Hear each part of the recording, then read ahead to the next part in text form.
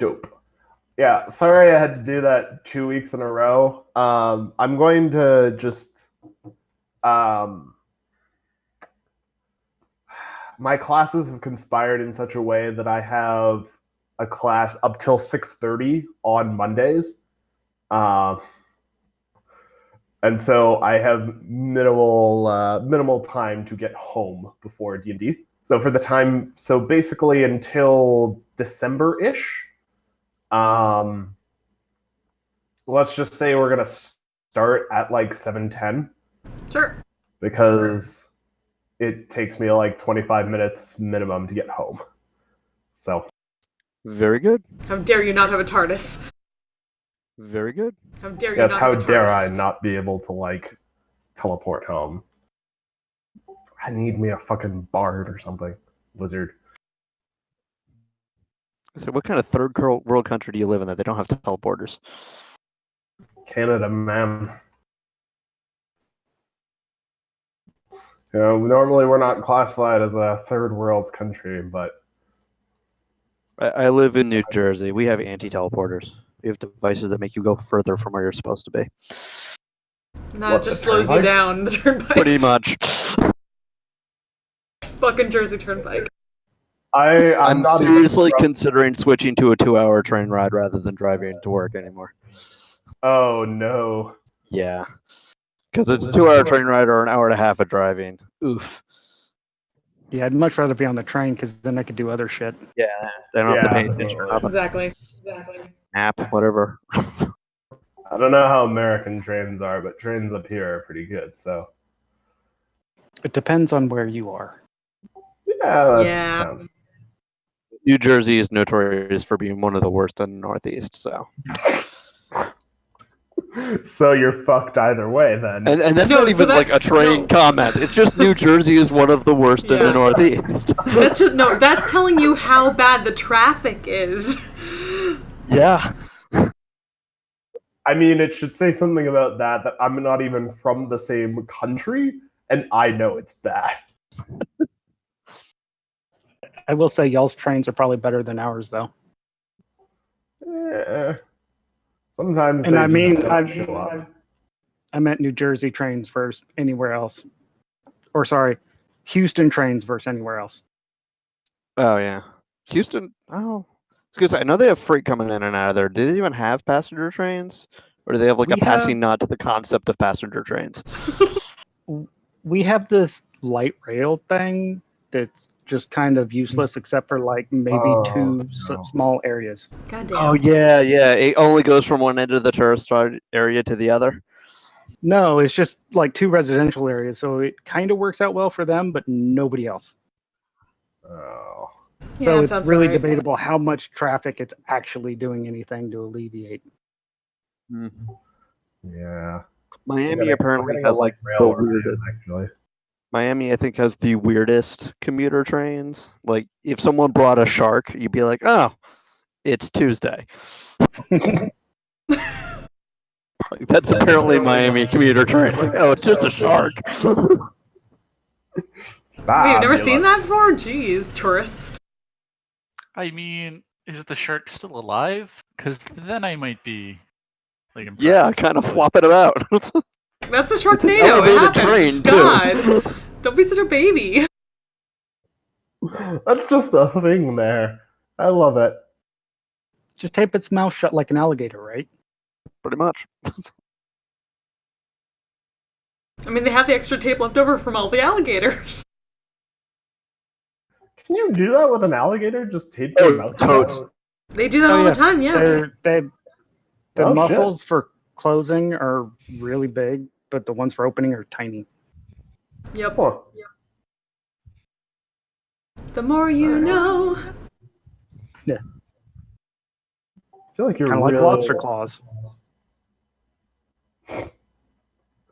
Fair enough. Hence the rubber bands, I guess. Mm-hmm.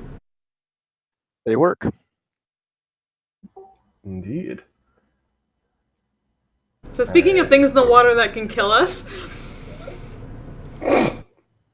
What a smooth segue. I couldn't have done it better myself. Yeah. So, down to business, I guess. Quick recap of last session. Go. We hit some things. Who did? You sure hit. More fucking Sahagwin. On our last episode, shit happened. On the previous episode from that, shit also happened. But we got on a boat, we sailed south, we were attacked by shark people. Various sorts of shark people. You're Sahagwin and a were-shark. Ran into a couple on a rowboat trying to make their way to Aventine. I had totally forgotten about that. Yes, you did. Rowboat to Aventine, my god. But They basically landed in Enrin. Yes, you were about to land in Enrin. And Diggeroy's pearl, or whatever it is, started flashing red. The marble, yeah. Marble.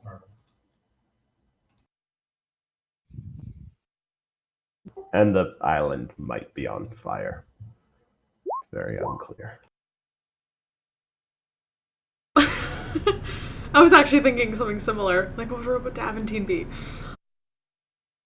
Or like a really avant-garde movie. Please do not ask me to write that folk song. I am comfortable trying to write a lot of keyword trying to write a lot of things. Folk music is not among them. That is in fact in my wheelhouse though. You want to write a crappy folk song for Yualia, go right ahead. Once I get done with all my other crappy folk songs. How far is Vishrad from Emrim? About a day sail. Okay, so we need to acquire a tiny sailboat. Yeah, I basically. mean, not tiny, but what, 4-person? Yeah. It's alright, I could probably be some kind of fish. Difficult. All right. He says. Alrighty. So, yeah, y'all have recapped pretty well. I mean, you saw some dolphins. You saw some fucking... Yeah, I forgot I talked to the dolphins. You saw some dolphins, you saw some rowboats, you saw a big fucking storm and a lot of shark people, but you emerged alive. Congratulations. Huzzah. Your poor choice in treasure has not killed you yet. Still don't realize that's what happened. Oh my god.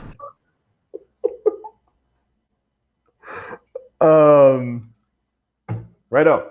So you guys are coming. You guys have passed the Vishrad. You're coming into Enrin.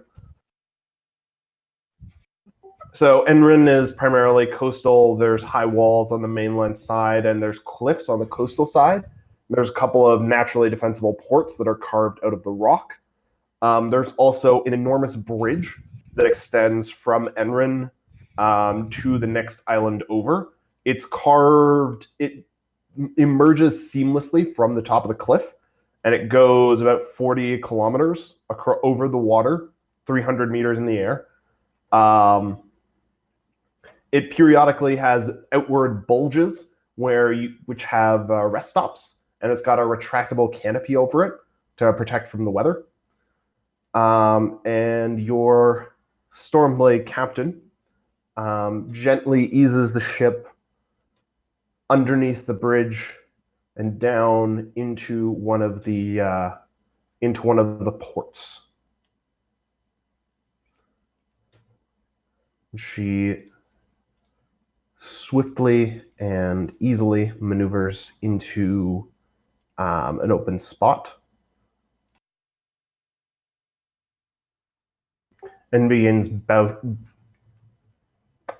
bellowing orders at the crew to tie off lines and to make sure that they're secured in dock. Get the gangplank out and then probably kick us over into the sea. Yep. She turns to you. Yeah.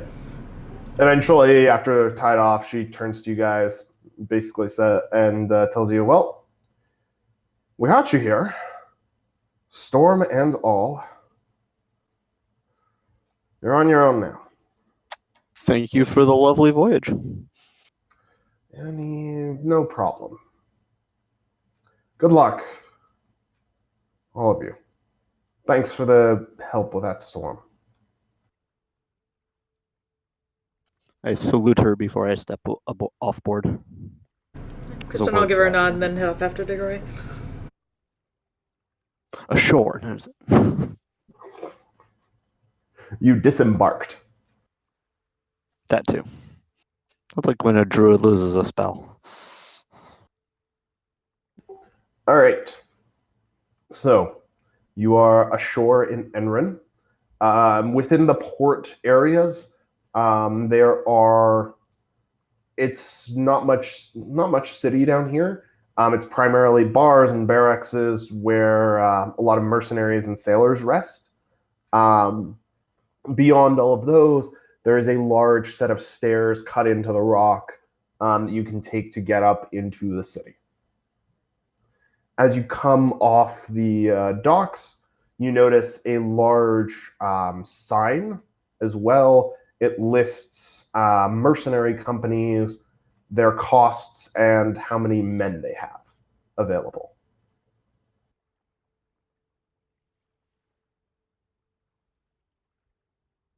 What kinds of numbers are on those costs? So there is the biggest one around is about 2,500 men, and they quote 150 gold a day.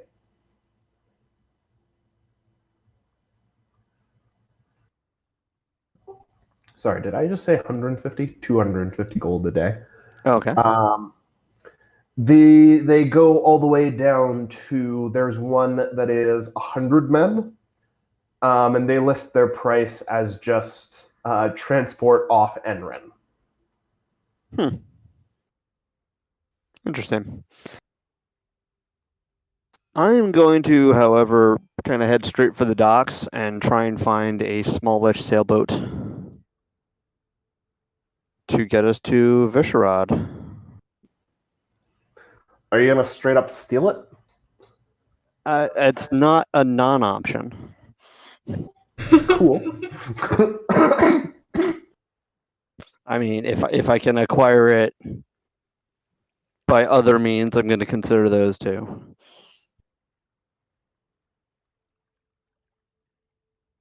Sorry, you may or may not have noticed I'm a little sick. Like we said, don't die.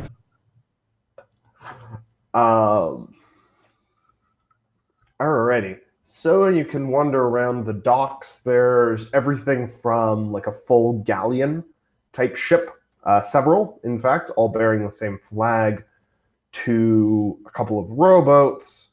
There are a couple of schooner-sized boats, ships, so not enormous ones. But I mean, there's Enrin's a fair-sized port. You can find there are a few small sailboats around.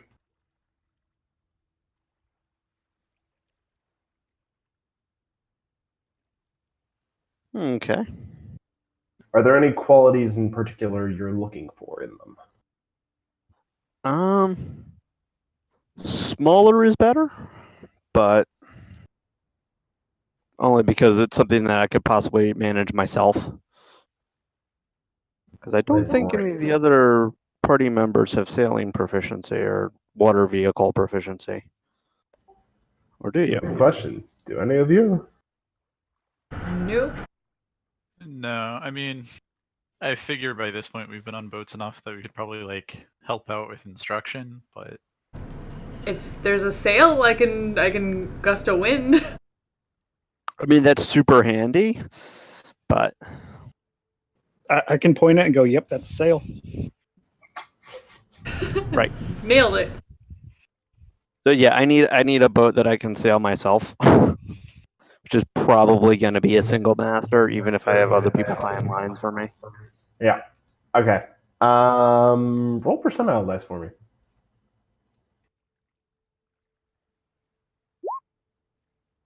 Yeah, sure. You find it's like the next best thing to a rowboat. It's like maybe double the size of a large canoe, and it has a single mast and rudder. Nice. Is it occupied at the moment? There it is. The boat itself is not currently occupied. There are a couple of sailors hanging out around the docks near it, but nobody immediately in it or around it. No. How much would such a boat sell for normally? Oh.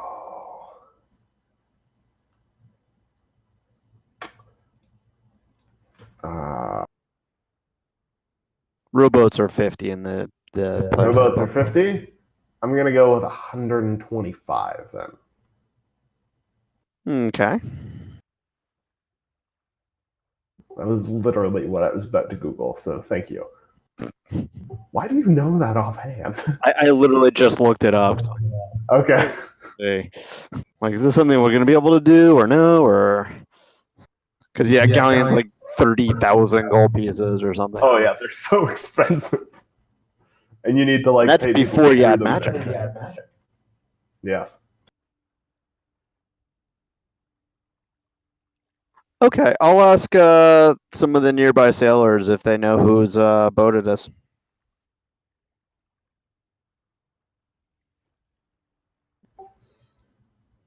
All right, you approach some salty-looking fellows, and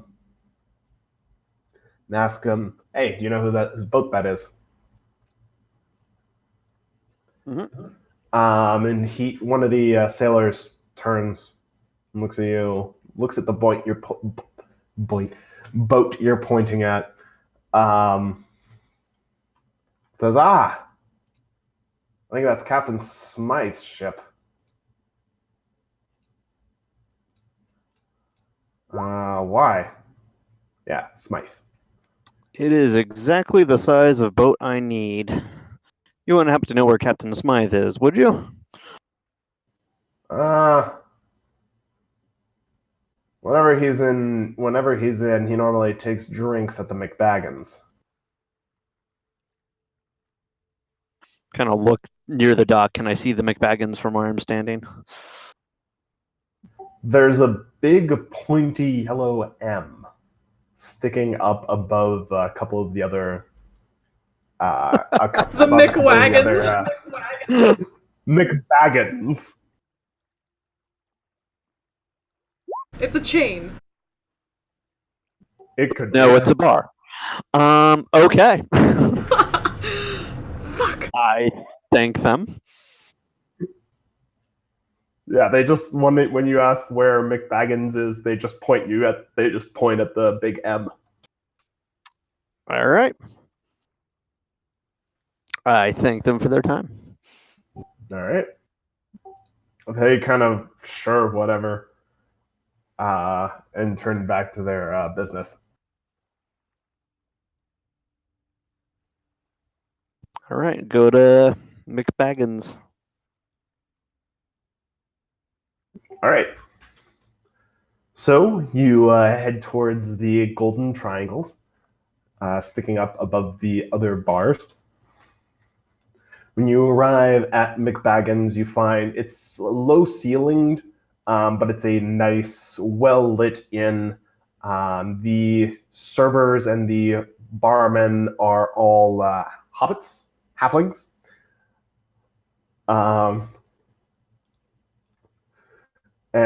But there's a wide variety of races present. There's more halflings. There's a few humans, elves, dwarves.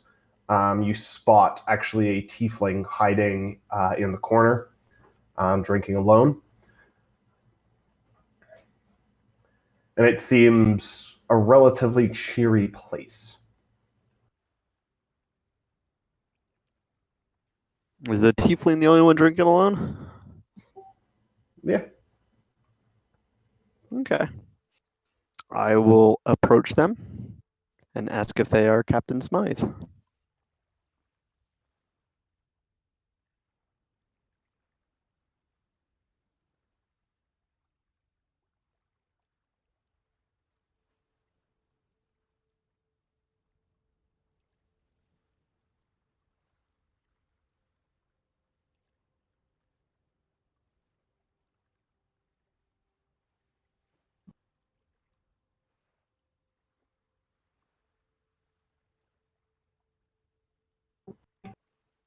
Can you hear me now? Yes. Yeah. Okay. My mic stopped keying there for a sec. So you go up to the tiefling drinking alone in the corner and ask him if he's Captain Smythe. Is that correct? I do. The tiefling looks up at you. Who the fuck is Smythe? Do I look like a goddamn Smythe to you? I give him an appraising look. Do you really want me to answer that? Yes! No, I was going to say halfway at least.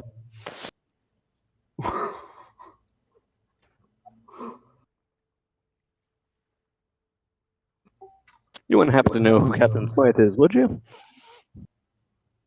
No. I'm just here drinking, man.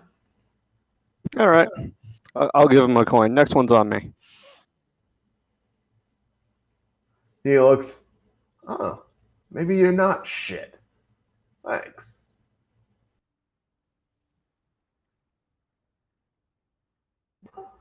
The night is young.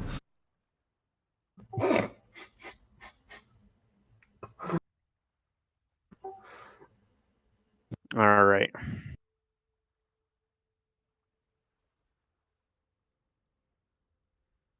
Who would be a Captain Smythe in here?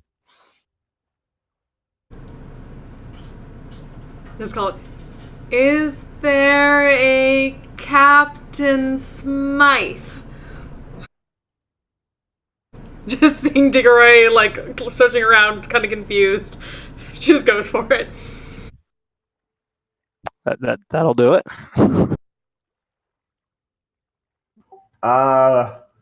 Roll a d20 for volume, I guess.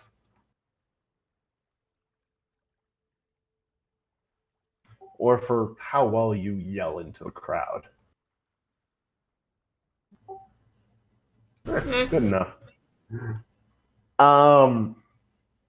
You're standing relatively close to a group of men with a blue shark livery on, and a man who's drinking with them kind of looks up and looks around at the mention of Captain Smythe. Who are you? Diggory. I'll go over introduce myself. My name's Diggory. I saw your boat and it was just the kind that I needed.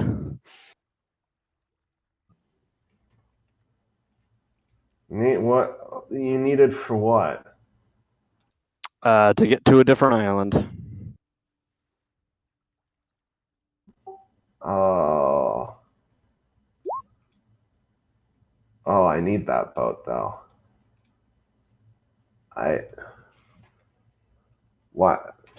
Why do you need my boat? It's the size I need. Pull up a chair to the table.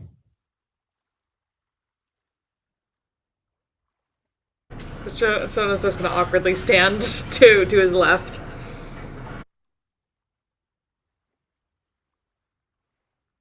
Just kind of stare at the group, especially at the shark insignia. What are Sadok and Bauer doing right now? Probably just head to the bar away from the table. Let Diggory do his magic. Yeah. All right. The halfling bartender walks over to you and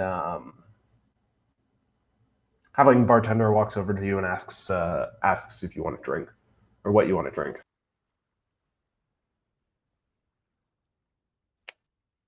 Just a glass of whatever he recommends. He shrugs, goes back, pulls out a halfling-sized pint of a blue beer.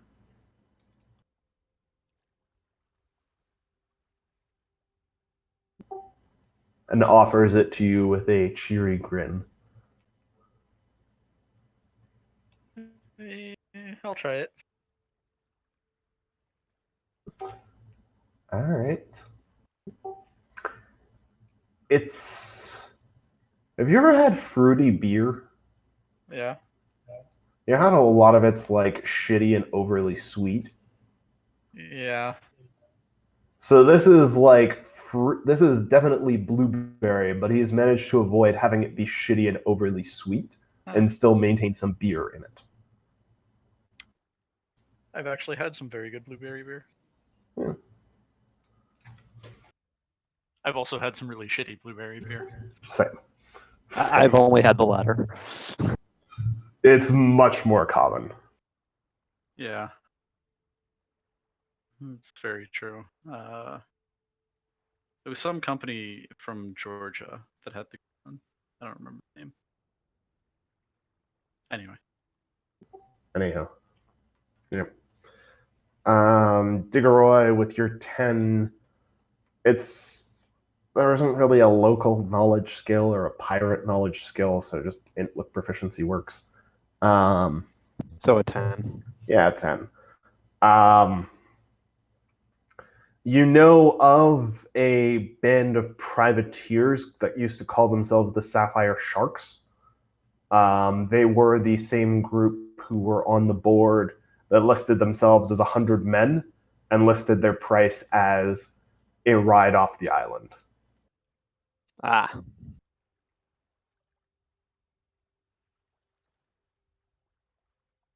Interesting. So yeah, Smythe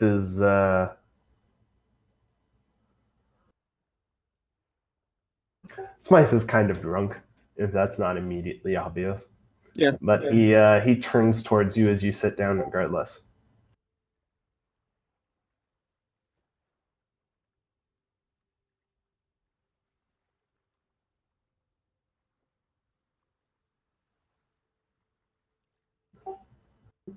You're on the ship.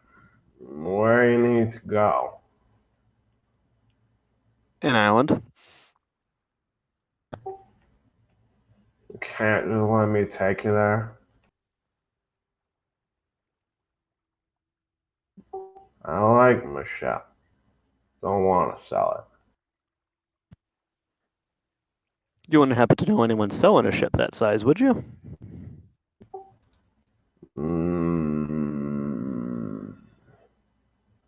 He his eyes almost roll back into his head as he's trying to think. He leans back in his chair.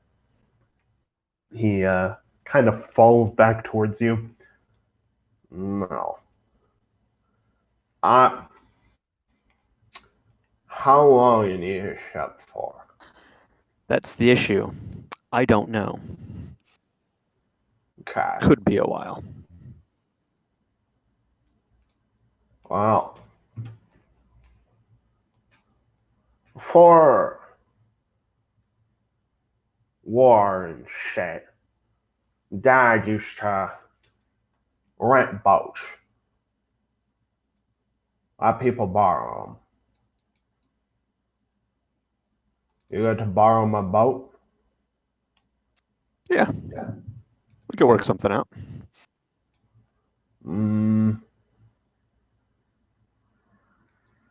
Say 10 gold per day. 3-day minimum. 20 gold deposit in case you don't bring it back.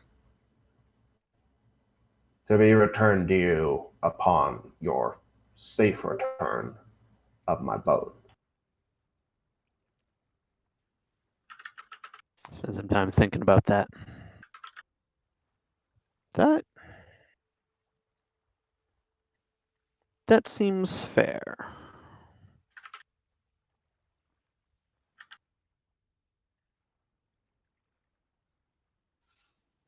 I think we're gonna leave soon, so don't go anywhere, okay?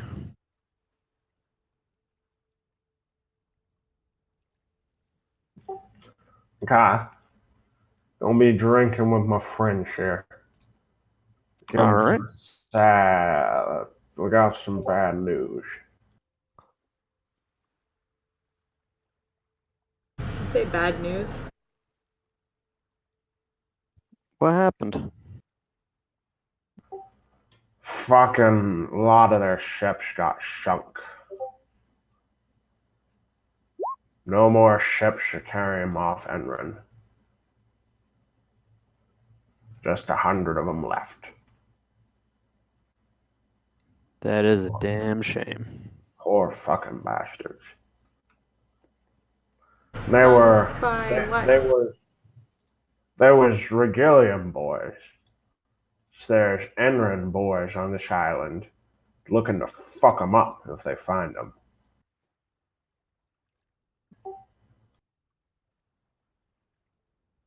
So we here having a shared drink. Interesting. 100, you say? 100 of them. Give or take a few. Yeah.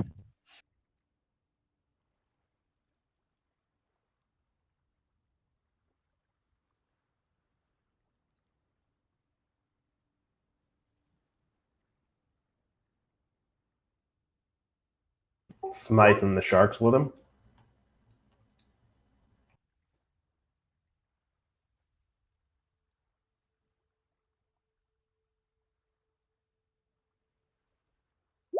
Yeah, buy a round for the table. Cool. Call it 8 of them at the table. Sure. So I assume a silver piece for all of them. What plus tip, blah, blah, blah. call it gold for all of them. Okay. Yeah, this ain't the shit for blueberry beer. I don't know what the buying power around here is. They're effectively in a trade war. So currency is currency, no matter where you go. Oh, yeah, no, it's gold. It'll buy stuff. For sure.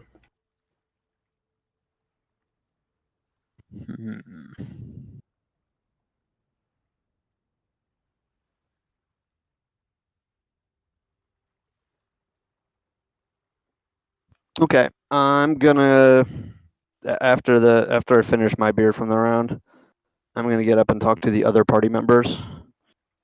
Aside from grabbing something to eat before we head out, is there anything people need to grab in town before we go?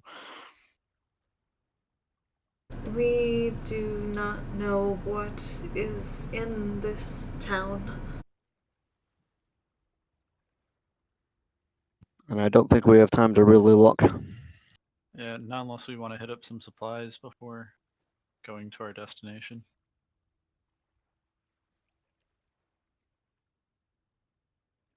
Yeah, I mean, down here by the ports, you'll find like basic supplies and rations and stuff, and anything you need for sailing. But most adventuring stuff is up in the city proper. I still have some rations left, it looks like, so. Yeah, I mean, I figured we'd probably have them We already. can island forage. Sadok, you're very quiet right now. Sorry, how about now? Much Better. better. Cool. I was just saying, I figure we probably have most of what we need on hand, unless there's a specific thing that we think might be useful for a burning island. Yeah, that's part of the problem is we don't know what's over there, so. Yeah, so I think just grabbing some food and heading out is good. Yeah. Do that, leave the, give them 30 gold for the, well, 20 gold for the deposit. Let's leave it at that. Much obliged.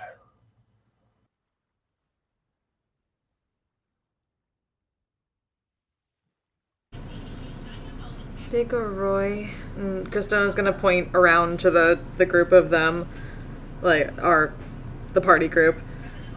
Enough to take on whatever is at war? No way to know until we get there. And if we're not enough, there's a 100-man company that's looking for work. Taking them with us? I don't want to do that until I know what's over there. Enough time to get back and forth? I hope so.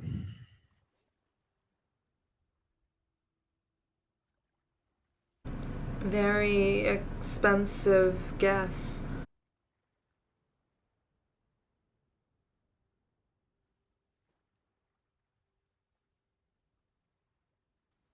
He's thinking about that.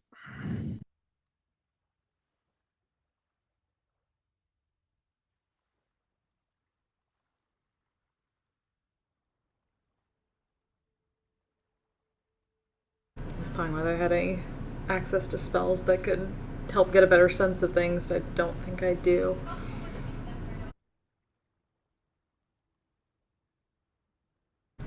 Besides finding a bird to talk to and seeing if she could get a favor of it. Going and telling her what's up back. There should be gulls around. That's actually a decent idea. Problem is I don't have it, Actually, I did. I did have it from when I was talking to the dolphins. So yeah, I do have that, because I took out Thunderwave. Yeah, I could probably go talk to a seagull.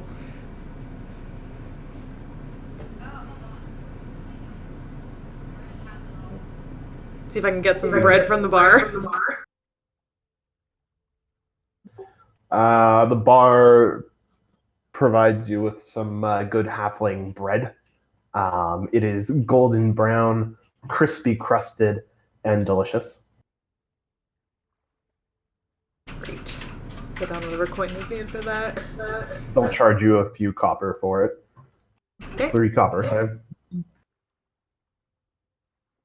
It's a bar, not a charity case. For an extra copper, they'll cut it into thin sliced pieces and deep fry it. That will be unnecessary, but thank you.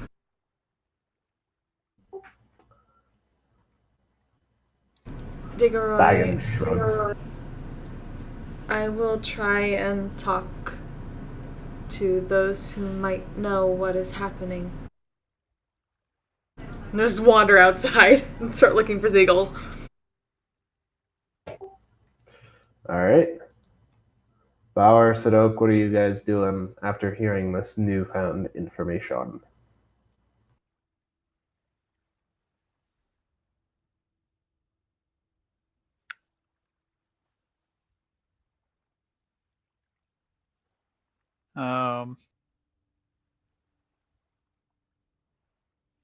I mean, we're still just getting food and then heading over, right? Unless she finds something interesting Yeah, so that makes us change our plans. grab some lunch or whatever at the bar, and that's it.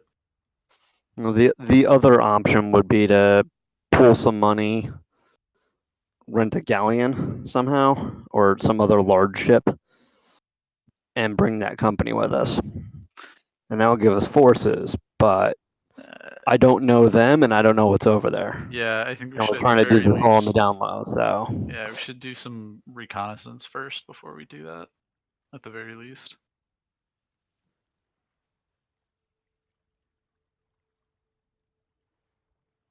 So yeah, just grab some lunch. Alright. Call it a silver for lunch and a drink. Go.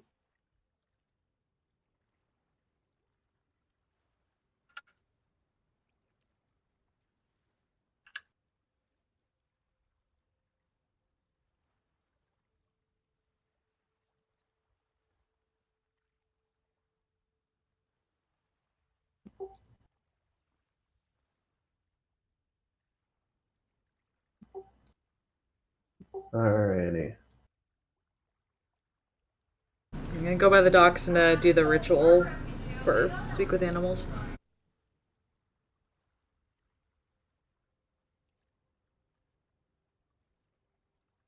You are not Bauer.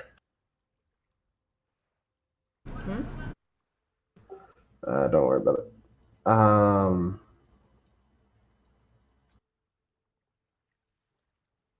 Alright, so speak with animals.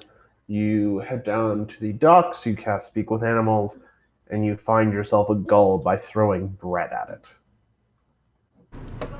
Get as many gulls as you can, toss them down on the ground. Mine! Mine! Mine! Mine! Mine! Mine! Fuck, I should have seen that coming. Mine! That's what you hear as the gulls all like swarm around your bread. While they're eating, just kind of move up just a little bit and kneel down. Hello, friends. May we ask information?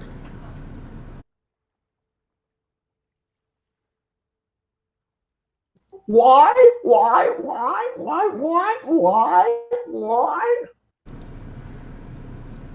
We want to know what you may have seen on that island, and she'll point in the direction of Visharad. Anything scary?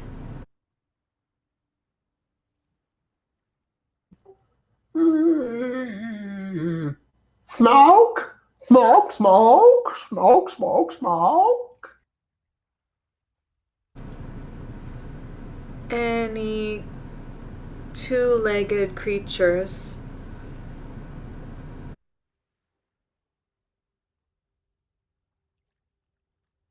The people type.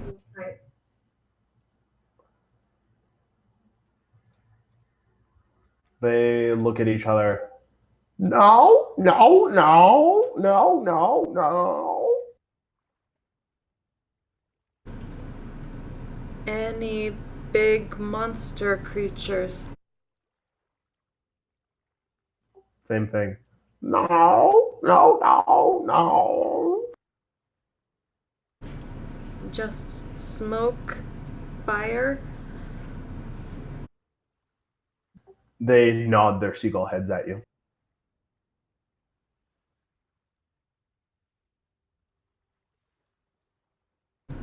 Did you see where the fire started?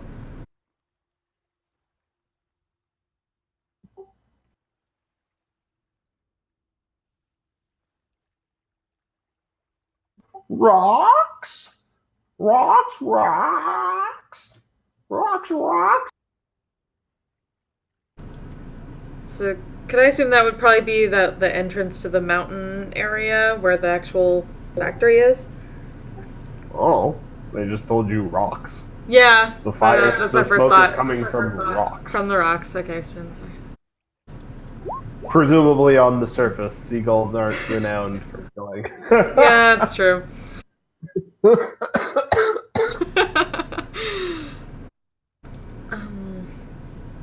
Did you see anything that looked like those? And she points to the boats and the ships in the area around the island. No, no, no, no. They tell you no again. Just don't give a nod at that. Think about it. So just fire from the rocks.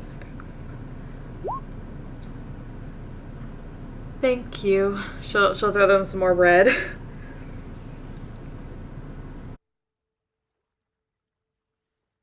They converge on the bread, yelling, "Mine, mine, mine, mine, mine." And she'll just turn and head back to the tavern.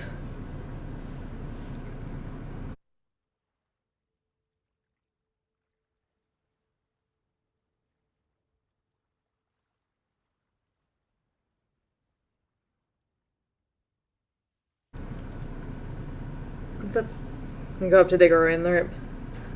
The birds say that the rocks are on fire. There are not boats around.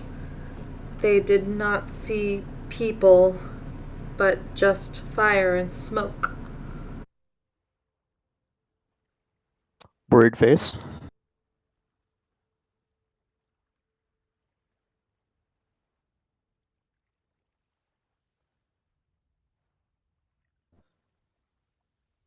Yeah. Okay. Thank you. Banon, we will prepare water spell. Please.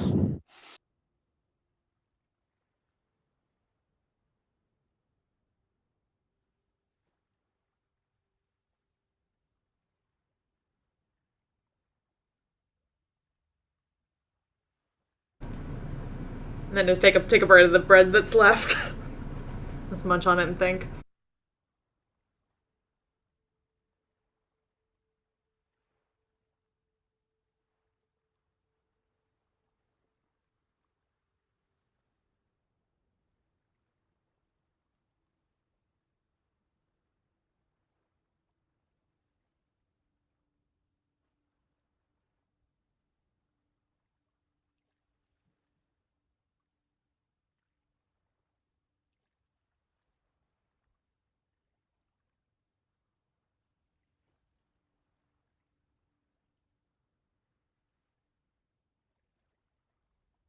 All right. Go get on the boat. Shove off. All right. You wander down to the boat, hop on in, and push off.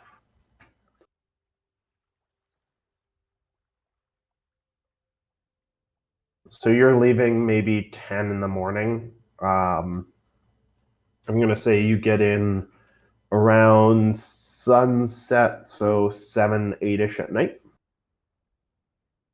Right. As you approach the island, it continues to be primarily a white stone island. There is a plume of smoke coming from the island. It's not immediately apparent where it's coming from with your direction of approach, though.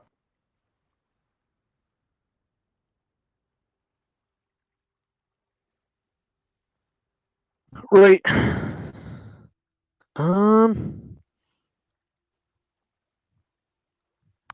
Since I don't know we can open the door, I guess I'll beach the boat, the first good location to do that.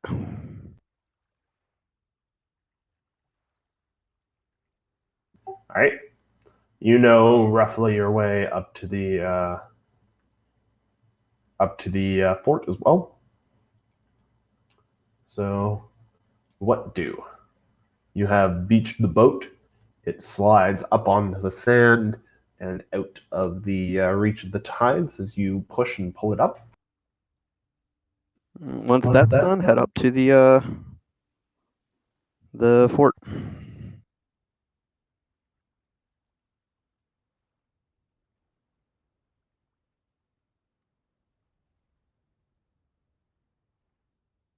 Alrighty. So, once you get to the fort,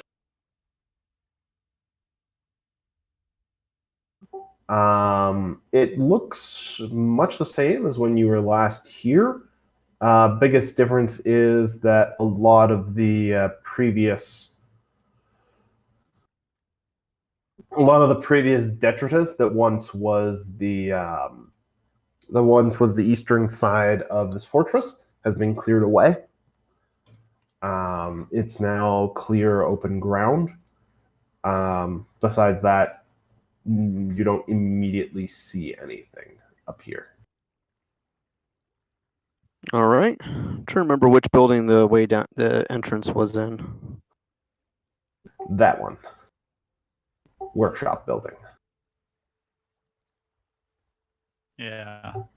We left Okay. a few people here in addition to the Warforged, right? Yes. You did. You left a couple people who you took prisoner and then intimidated into guarding your ship for you. Okay. Before we go there, spend a minute to sense if there's any humanoids within 5 miles.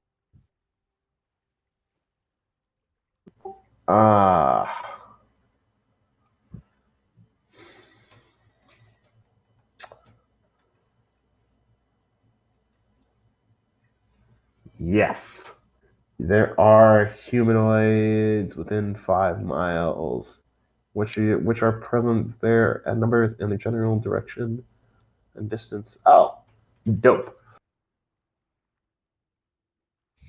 So there's 2 humanoids in what you recognize as roughly where the interior section of the Visharad was that you guys crawled around in.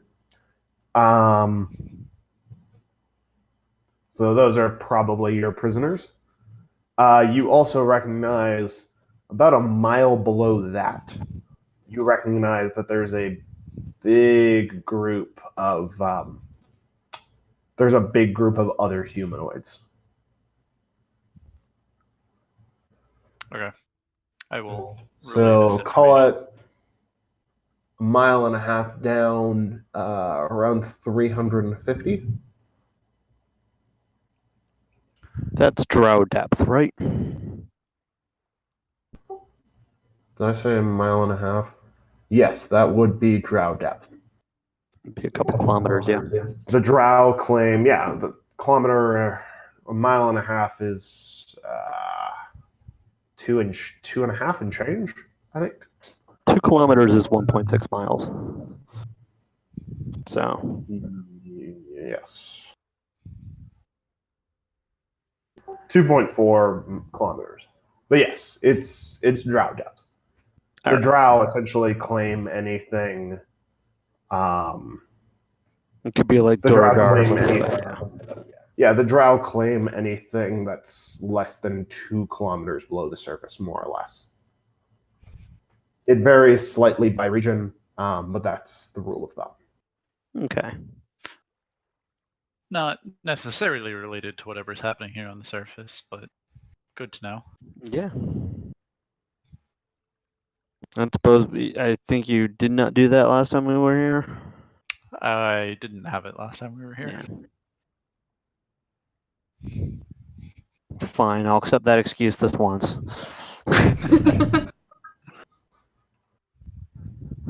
Right, head towards the entrance to the underzone area thing. The interior? Yep. The interior? That's what we're calling it. Yeah. I My like maps underzone for them are labeled as Visharad exterior and Visharad interior. So, and then the factory. Yeah, this We body's didn't must clean smell up by after now. ourselves, did we? Sorry? What was that, Power? Oh, just saying not we cleaning didn't up clean after ourselves. The dead bodies. Bauer, what do you... Kristona keeps saying things over you. No, sorry, I was repeating the idea that we left bodies there so we didn't clean up after ourselves. That's what he said. Oh, okay. Sorry. You do have Warforged here who are trying to take care of the place, though. They did get rid of the bodies for you. Mostly by chucking them in the ocean, but... Are you sure? Yep. Why?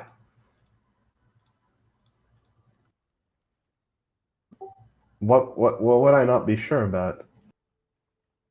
I still see dead people. They're ghosts. Oh, I forgot to remove them from the thing. My bad.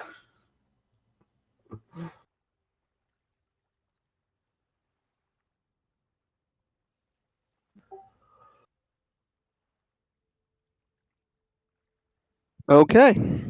How is the interior of Visharad? So dirt-based section with the sturges and the horrible bug monsters is still much the same.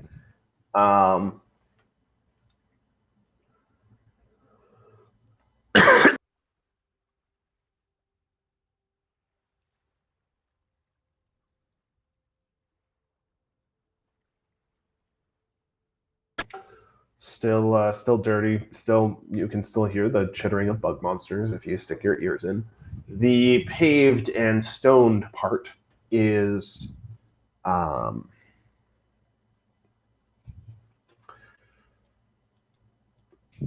different. There are more Warforged than you remember up here, but a lot of them are broken in some way, shape, or form. Some of them are, a lot of them are scratched or dented up or have parts ripped out. A few of them are missing limbs. Some of them are kind of writhing in what seems like it would be pain, but none of them are actually making any pained noises. It's Do they acknowledge us? yes, they do acknowledge you as you pass, but they're I'll go ahead. you are essentially walking into a hospital. Hospital is probably the wrong word.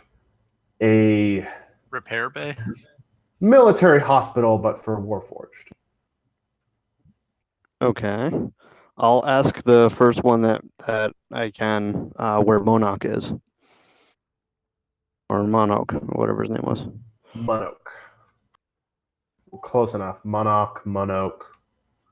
It's a name spelt with 2 zeros. How the hell else do you pronounce it? I do not know. M0NACH0. I assume monarch because monocle. That is the intended joke, yes. I've been trying to pronounce it Monok, but yeah, monocle. Monocular. Take your pick. So do they know where he is? Downstairs. He is in control room. Very good. I will start heading that way. Should we right.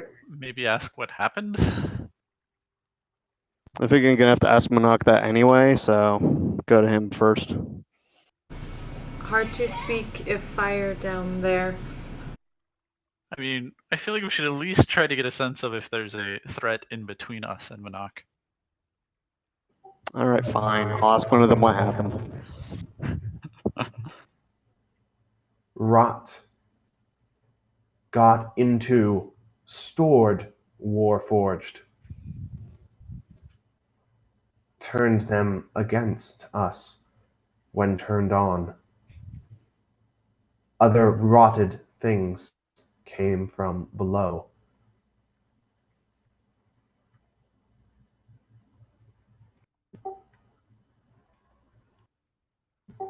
We are doing our best, Overseer, but they are many, and we are few. How many, roughly? Monarch has better estimates. We have seen approximately 500 rotted Warforged, and possibly 200 or more rotted organics. Monarch has been working on estimates for total numbers beyond what we have seen. Organics.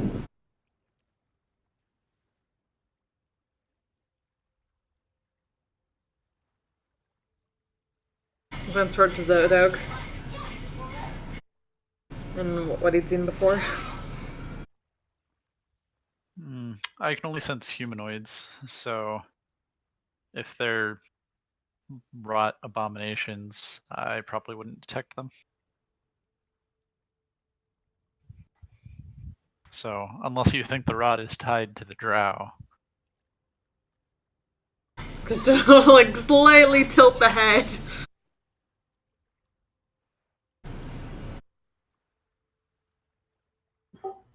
Make a nature check for me. All y'all. Just to see how much you know about drow. Drows are a people. I Yes, think. yes, they are. I don't know about Aight. Sido, Cristona, y'all both. Oh, okay, we have some drow aficionados.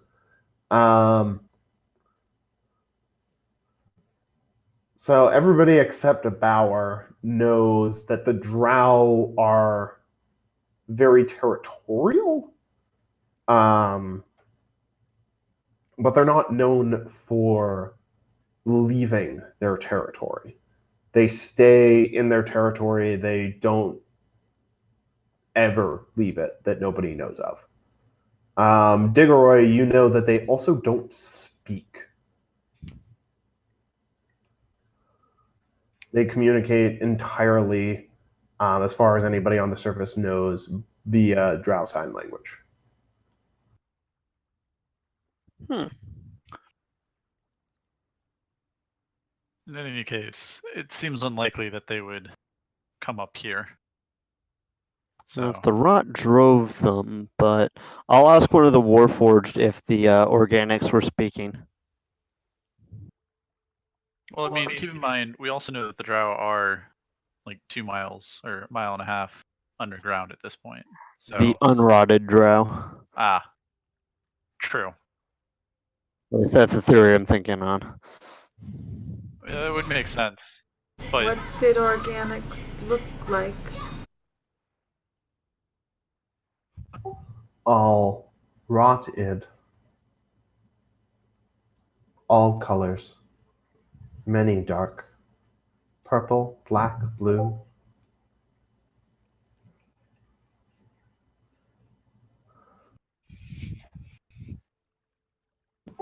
Some red, some yellow, some gray. Even one green.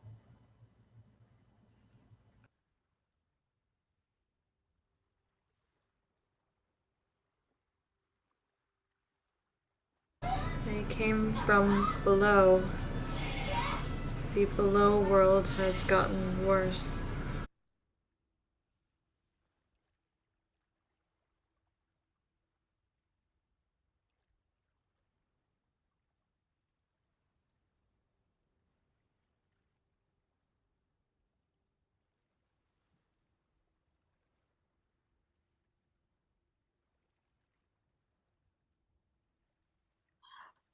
Okay. I'll ask how far up the rotted Warforged have gotten. Rotted what, sorry? I coughed. Warforged. And organics, for that matter.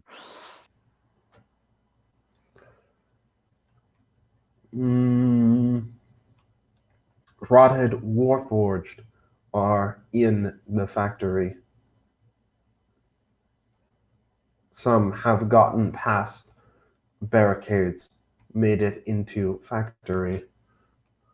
Most are contained, but are slowly breaking through. Organics come from all sides. Some climb up through.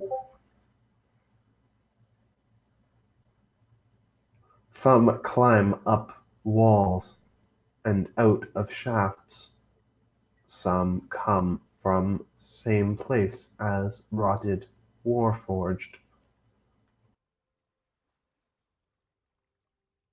All are a danger. Motherfucker, that was the wrong thing.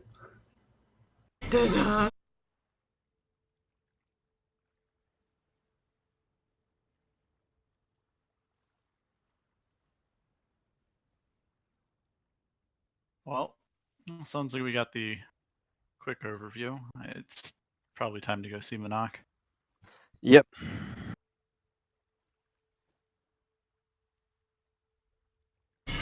Estrella just like frowns at all this talk. Too many expensive guests.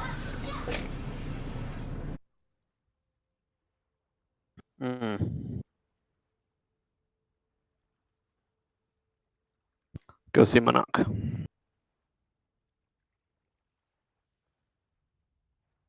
Alrighty.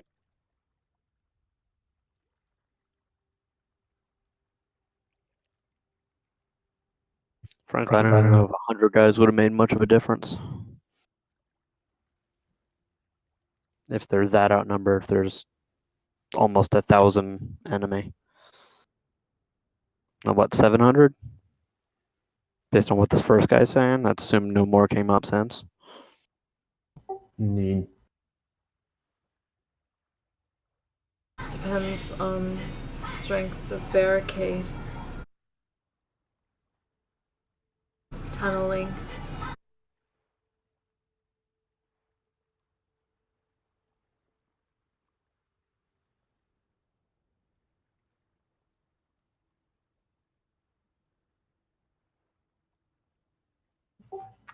All right. So, on the way. Nice. On the way into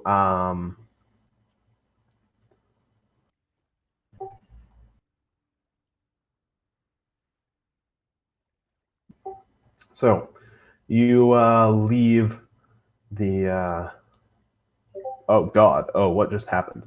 You leave the upper areas in the med bay and head to the lower areas of the Viscerad and into the factory.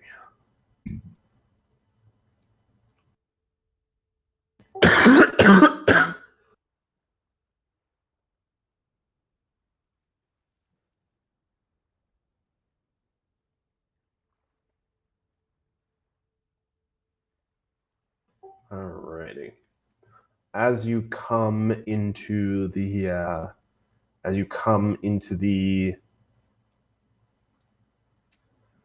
closed side of things,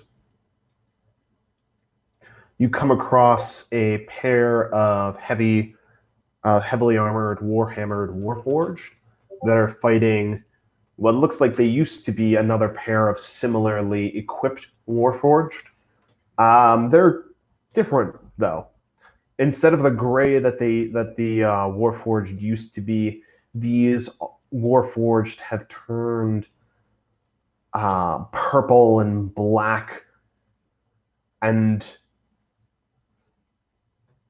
parts of their armor are beginning to rot away and expose the gears and other mechanisms within. And in their Go ahead.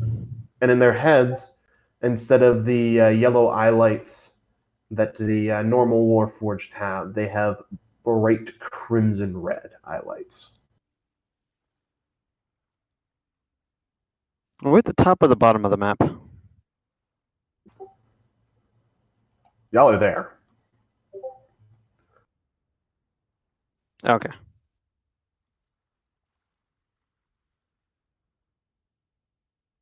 Immediately prepping a shillelagh.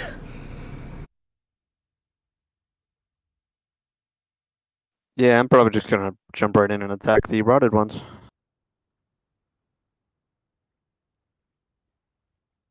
Should we drop ourselves on the map? Go for it. I'm actually gonna do similar for this.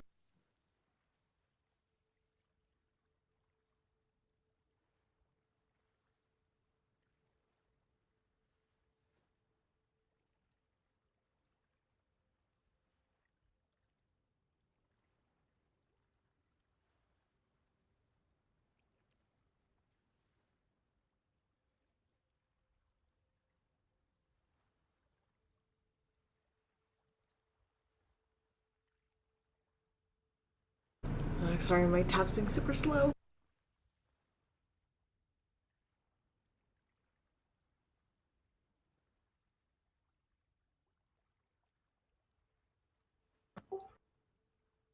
All right.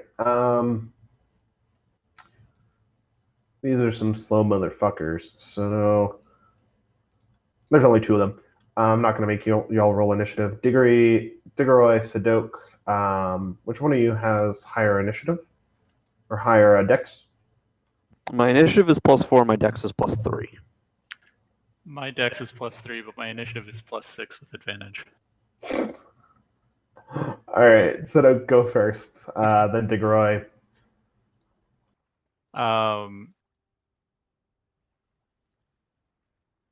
Yeah, I'll just shoot one. Okay. They are not humanoid. They're constructs. Yeah, that does not have the favorite enemy on. Okay. Good. So, Good. yeah. A 16 does not hit. It catches it on its armor, and turns the bolt away from anything vital. A 12 does not, but a 21 will. All right. You catch him in some of his exposed mechanisms. He looks very unhappy. As much as unhappy as someone with half his face melted away is. All right. That's it for me. All right. There I go for it.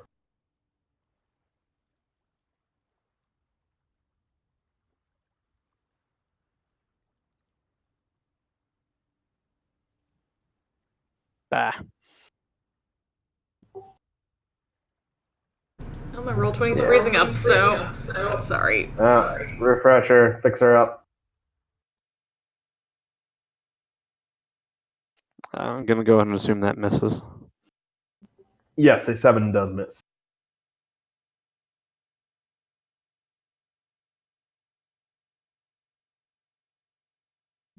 Alas. Aggressively misses. I hit pretty hard. Sorry? Aggressively misses. I hit pretty hard. Just, not him. You hit the ground real hard and you make a real good, crater. Dent.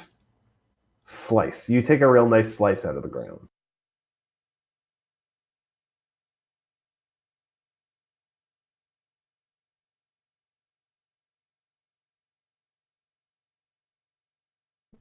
All right. Bauer, do you want to go for it?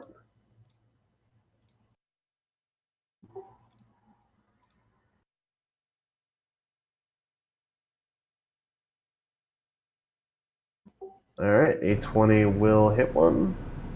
Also, sorry, David, can you pull me a token? I can't drag and drop right now.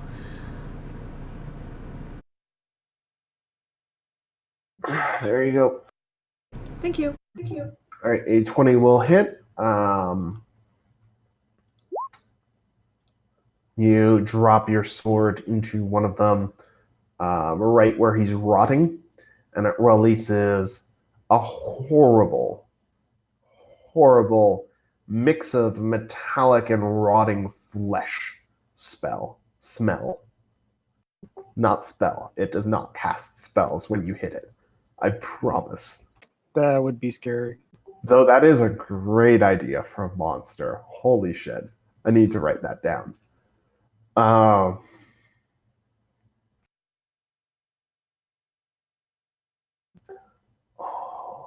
that gave me such a good idea. Well, The heavy guys that are with you two are going to both step up, and they're going to both make their attacks.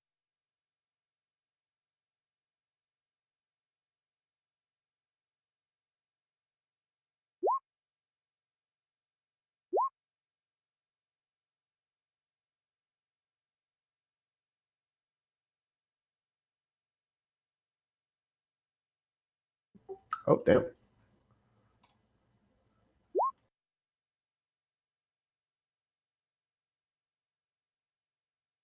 All right.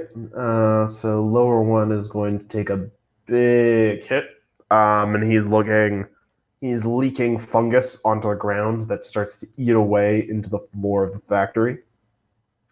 The other one is mostly unscathed, but takes a pretty big hit to the arm.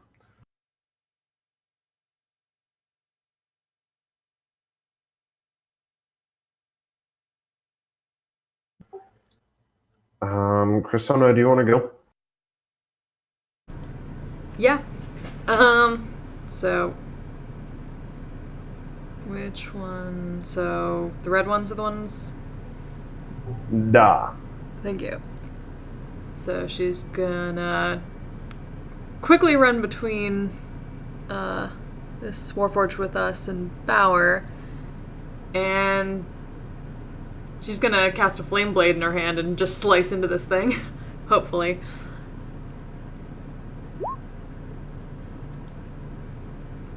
Of course, it doesn't give me an actual. Damn it. Melee spell attacks, so I'll just do Shillelagh. I'll just use that one since I don't have the thing. Come on. My god, my windows are being so slow right now. Damn you, Chrome. Is Chrome using 1 billion bytes of RAM? Apparently. It does that.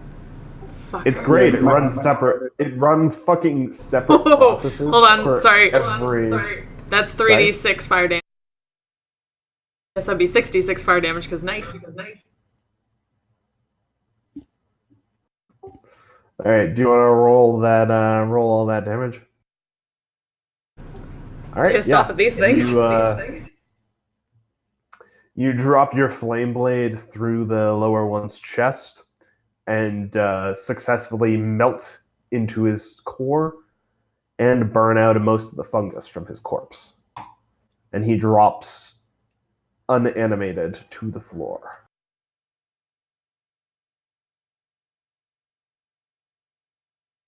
And then it's gonna move up to this other one and just get in its face.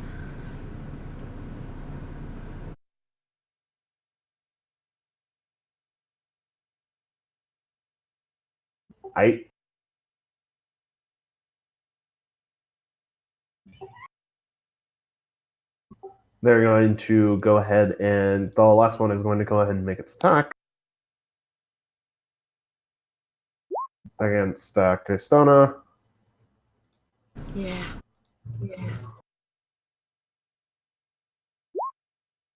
What's up? Oh, yeah. I assume a 23 hits you. Yep. Yep. Alright. So he gives you a good smash with his warhammer for killing his buddy.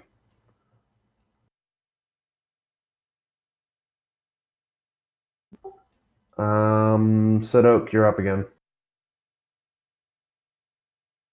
Alright, just fire off a pair of bolts.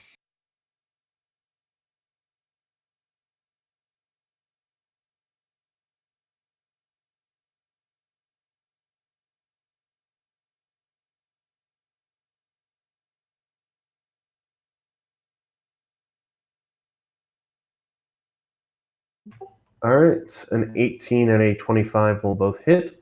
You nail the you nail the heavy warforged with it.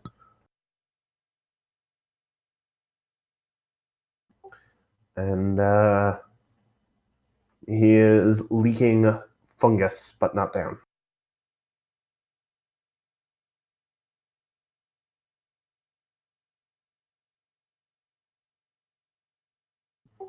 Take it right, go for it.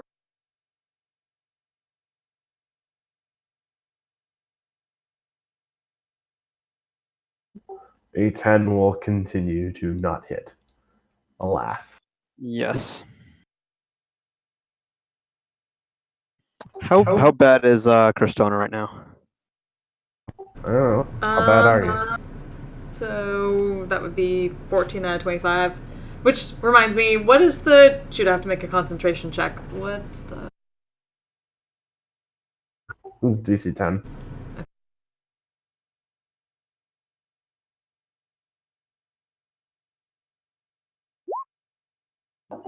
Okay, good. Nailed it.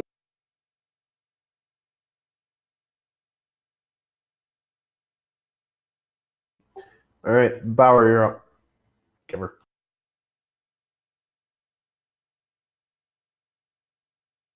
A 12 will not hit him, unfortunately. You swing and a miss.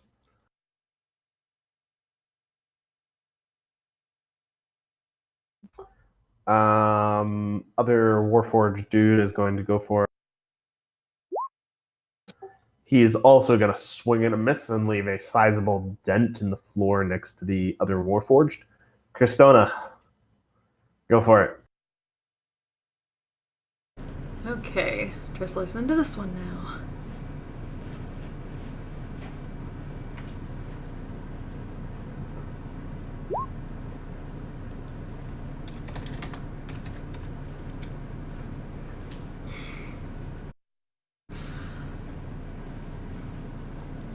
At least my damage is consistent.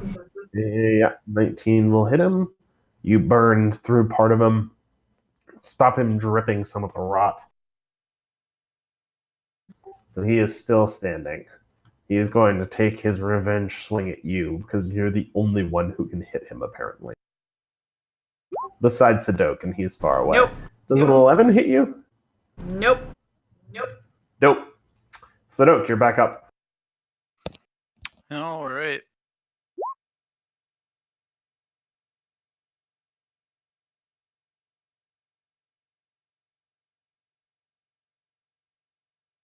.23 will hit, and 11 will not. And he is down as you sink a bolt into one of his eye lights.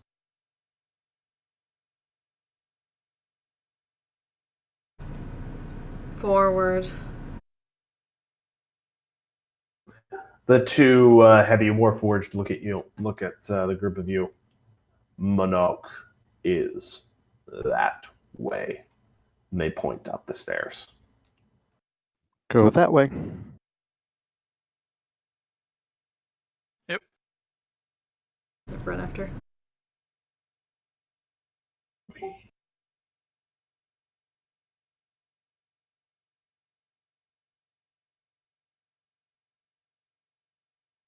All right.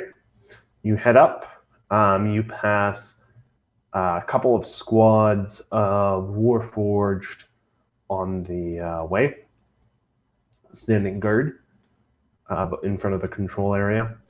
And eventually you come up into factory control where Monarch...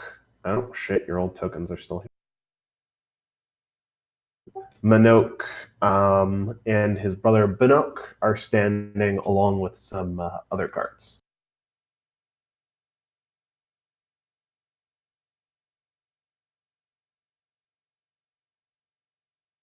Monarch turns as you all enter.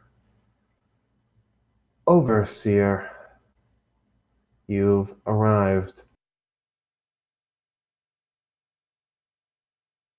Report. Rotted enemies have infiltrated the facility.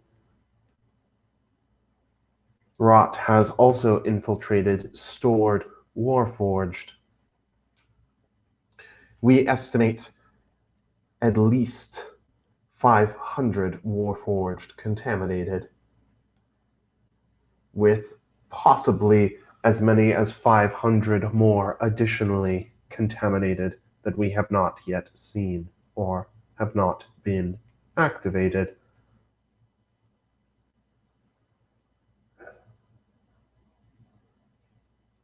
We also estimate in excess of 300 rotted organics that have come to assault. Their timing was almost exact with the awakening of the first rotted Warforged. I do not believe it to be a coincidence.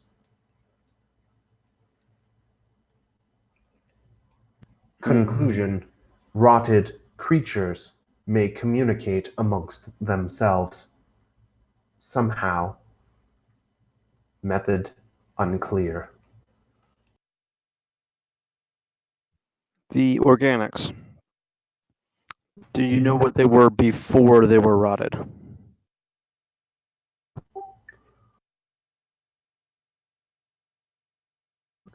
Some human, some drow, some gnome, some halfling, dwarf, elf. Mix of different organic subtypes.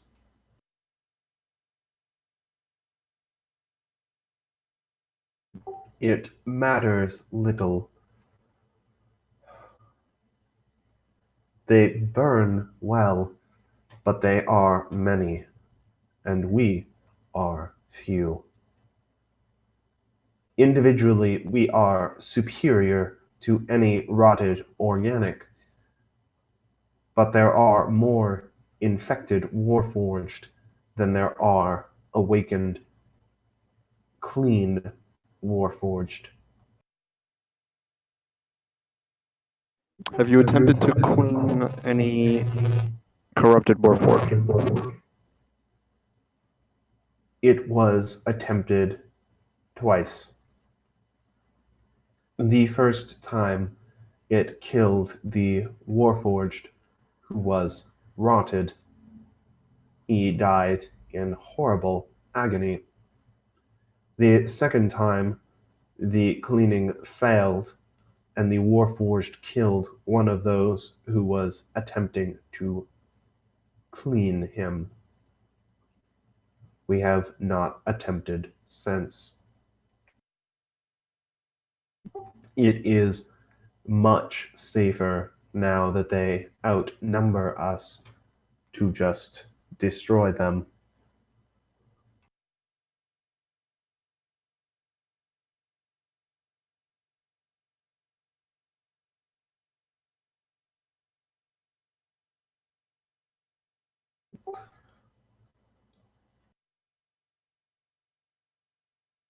Do you have a map of the facility? The whole thing? I'm asking Monok, yeah. The major parts of the facility are those that you have already traveled through. There is the above ground section, the fortress known to organics as the Visharad, that serves as a cover.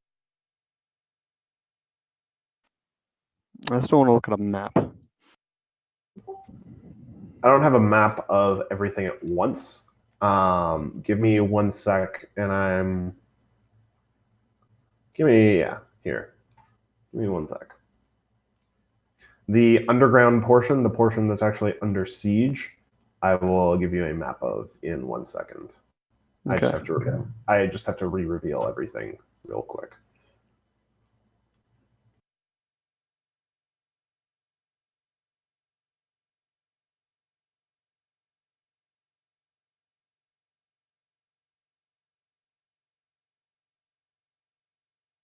The remaining sections of the facility to the west are being primarily overrun. Have you been able to build barricades? We have a major barricade leading to the storage areas below. It is, however, insufficient to block all of them. We have insufficient numbers to man the entire barricade.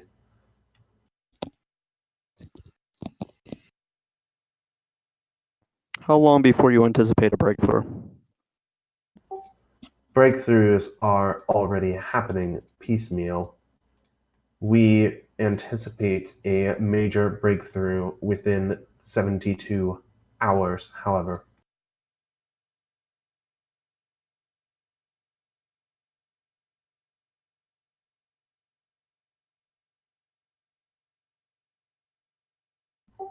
We ask for guidance. I am unable to conceive of an alternative, of a solution to this problem that does not lead to major damage to the facility and to my Warforged brothers. I hope that you have a better idea than I.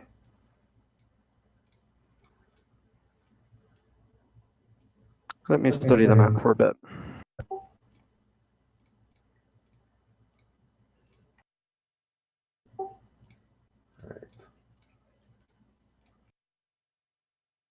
I will mark a couple of good things to know about for you then. I'm going to ping it real quick. This area,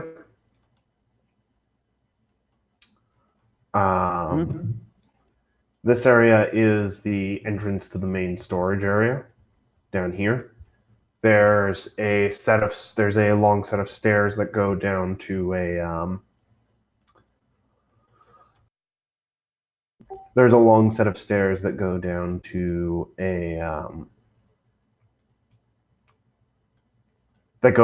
basically a set of featureless rooms that contain a shit ton of Warforged. There is, if my numbers are correct, around 10,000 Warforged total stored in this facility.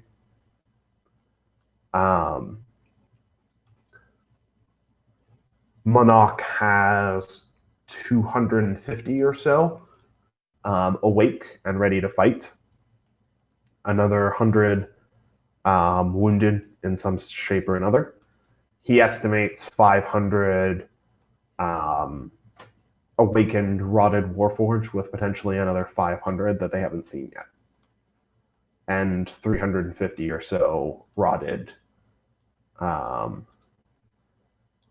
organics.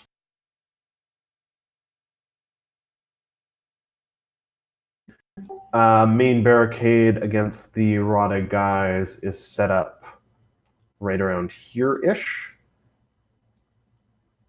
I haven't included it on the actual map because I'm lazy and because there's far too many guys packed into that 10-foot area for me to reasonably depict.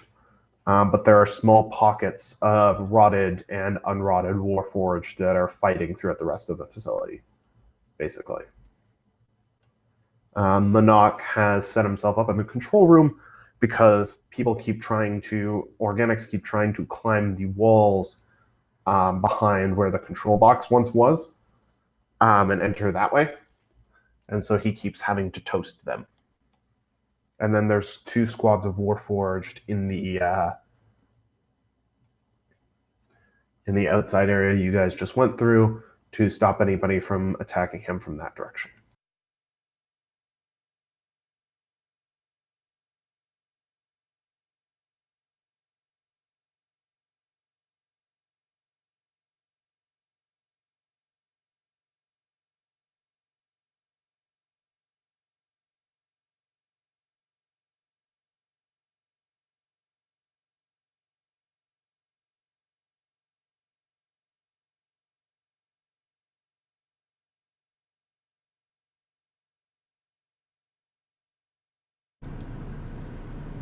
Said rotted ones were communicating.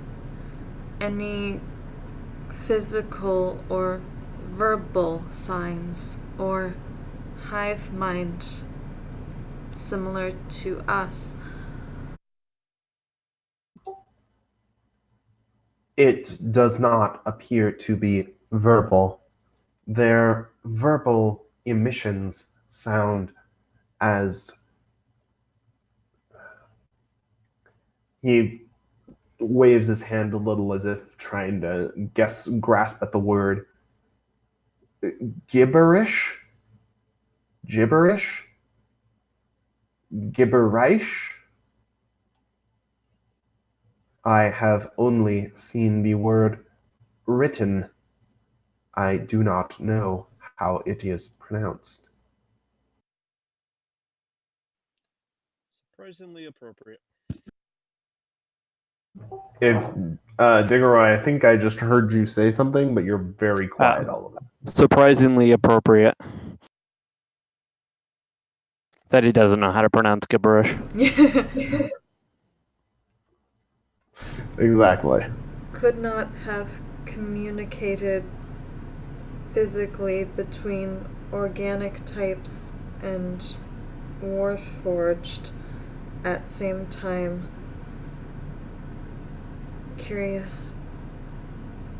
Wonder if they speak as we do, as we used to before we entered the Kristona, as the Myconids do under the below world.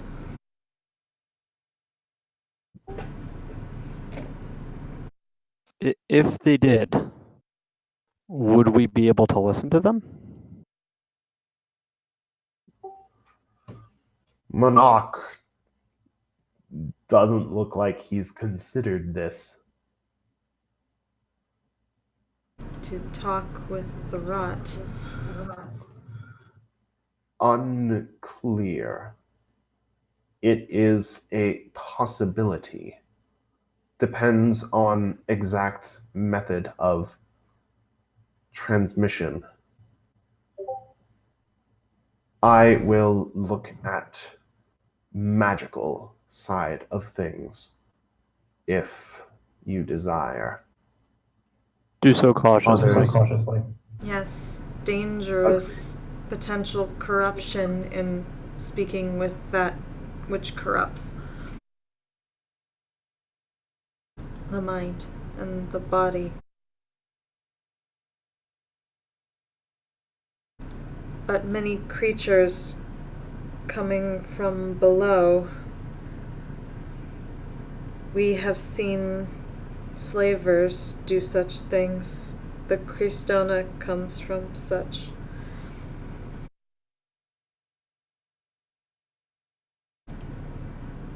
We had not considered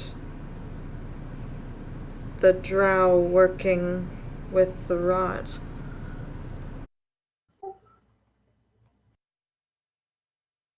With or for?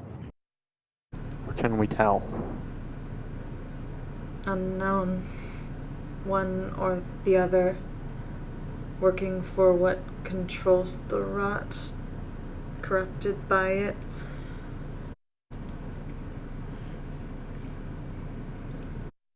We simply thought it was consuming as it goes. But this could also be the case. Slaves' experiments, or simply part of the move throughout the below world, like a wave.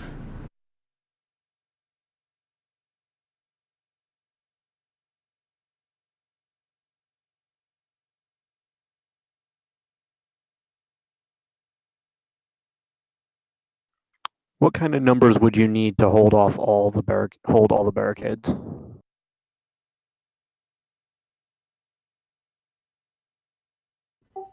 For how long?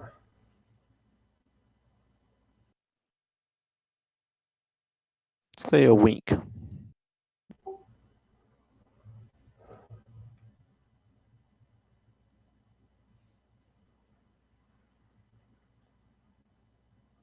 Perhaps it depends on exact rate of corrupted warforged being awoken. But perhaps 100, 150 quality organics. How many would you need for what you estimate to be indefinite hold?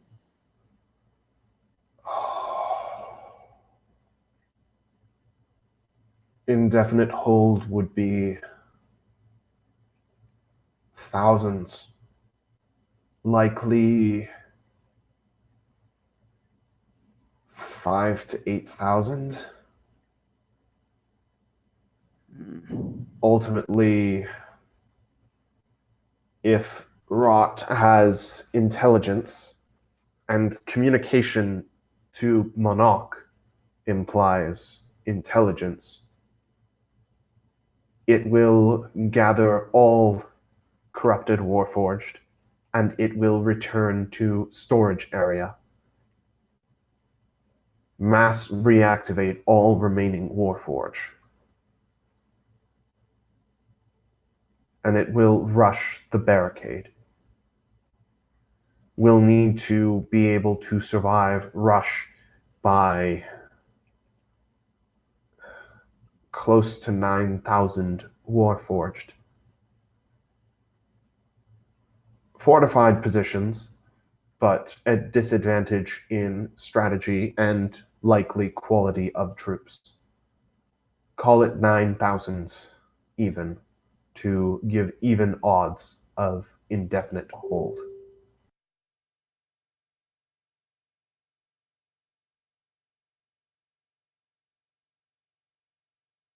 It's a week to Aventine and back. Correct. It is a week to Aventine. Yeah. It is a week to Aventine with a ship as fast as the Stormblade one that you guys took down. Yeah. So anything that far away isn't going to really help. We need a way to quickly clean the corruption. Damn it.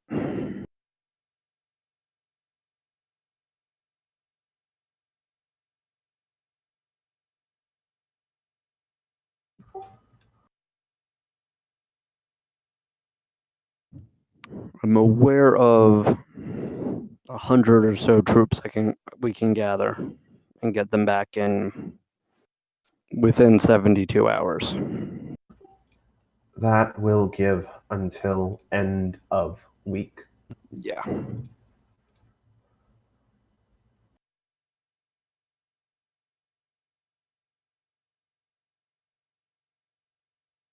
More time, but not. Unless we have a way to quickly remove them. No, not enough.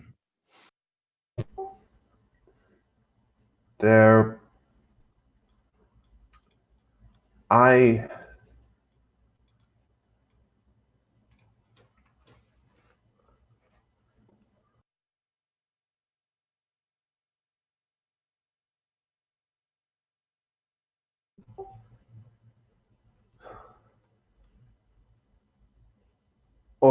I defer to you. You lead here. I direct, I manage, but I am not leader. We'll come up with something. Our resources, such as they are at your disposal.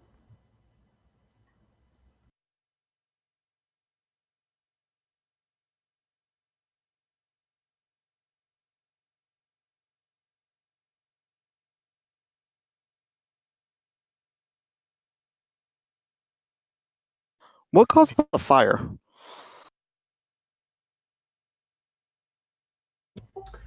Unclear.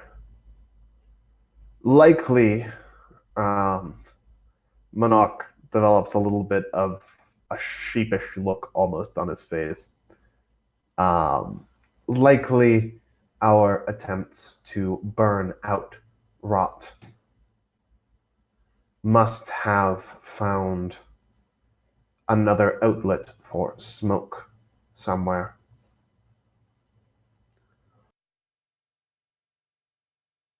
We'll need to track it down afterwards. Have to ensure rot has no exits. If we do decide to go back to Enrin and pick up mercenaries, we could also hit up the church, since we know magic's effective. Well, it's fireworks, magic works. Like, it's not that there's a shortage of ways to do it. It's that we need something that's going to saturate a very large area and either do massive damage or be persistent enough that it'll hold the rot at bay. That's what I'm trying to come up with, is a bomb, basically. Yeah. I don't know that clerics could do a bomb, but they could probably set up like, some magic circles or something. If we could find enough of them. That would at least give us like a more defensible front line. Yeah. We have access to fire, and so holding up like the flame blade, but little else besides moonbeam. Yeah, we can't just light the factory on fire and hope it works, fortunately. Because apparently it didn't work. Yeah. Well, I mean, that's also the nice thing about going to the church is holy magic won't like destroy anything other than the rot. Yeah. I mean, I like it as a general idea. I just don't know if it's going to be a big enough effect by itself. Yeah. I need something else.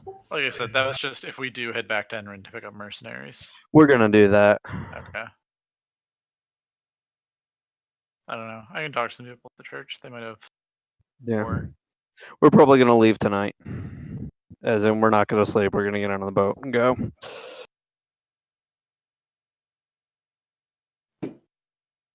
Has special water been tried?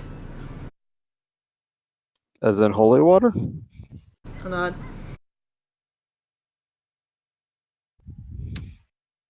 I think we tried that the last time we were here and it worked. It did. It's just Holy water would be effective. We need like holy ring or holy flood water. Yeah, well, it takes like 25 silver to create a flask of it, I think. So that could get expensive. Because then I'll pull out a pouch with that's pretty big amounts of gold. It's 25. I think it's 25 GP worth of powdered silver or something. Yeah. We have the internet. She's got like 1,500 gold. Oh, yeah. So 25 gold to make 1 vial of holy water. Wow. Yeah. What the hell? Can't you just have someone be like, and yay, I bless you? That's the Catholic style, but that one doesn't melt Warforge that have fungus in them.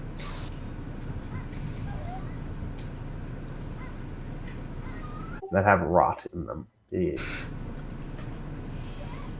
Like,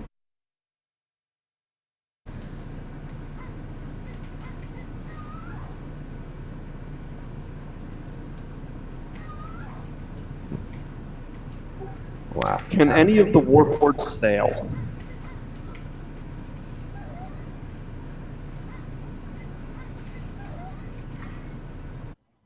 Monarch thinks for a moment. Not well.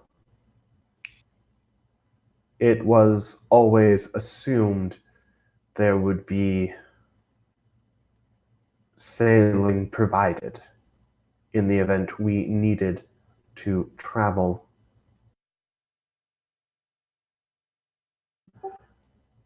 With hindsight, I believe it was a method of controlling us. Possibly. Alternative thinking. Warforged do not need to breathe, correct? Correct. Could they walk along the ocean to another island?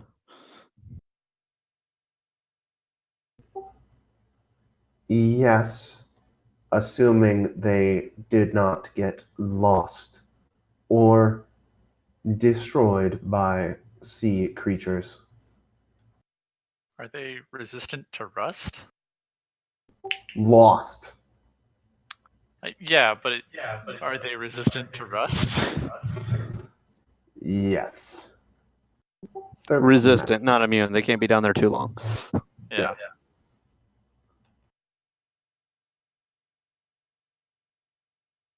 Have we tried drowning the rot? Does it need air? insufficient water to attempt in large scale. Yeah. Small scale rot has retreated briefly and then struck out before being destroyed. Well, that suggests it's not an option for the rotted ones to leave the island either. It would likely be unwise to leave them with control of the facility, however. True.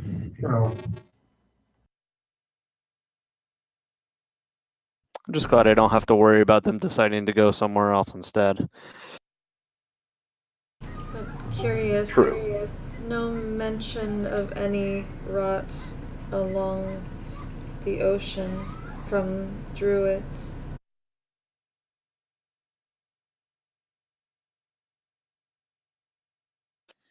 Well, look like that's going for us, which is nice. All right, I'm gonna go back and get reinforcements somehow.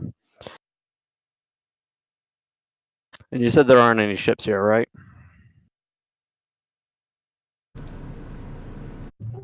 Sorry, I got you said, and then you kind of. There aren't any ships here.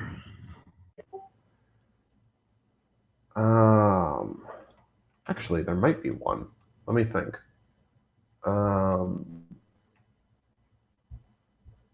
Yes, there actually would be one.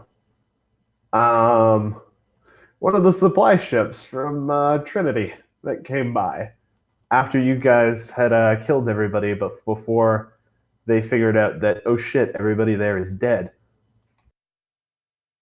Speaking of the people we left behind, what happened to them? They are above. We put them to work clearing rubble from the exterior. They have done well. Surprisingly well, given how we came by them. They're safe though? They are.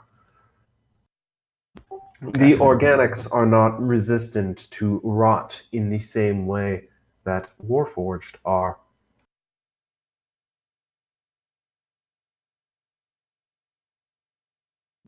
Could we get to the docks from here without having to push through the areas the rot is infested? Yep.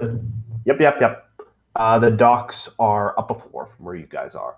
So the factory is basically the next floor below the interior section. So the factory is like 800 feet below ground. Okay. The docks are up at sea level.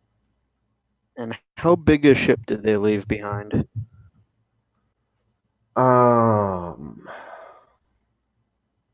mid-sized cargo ship.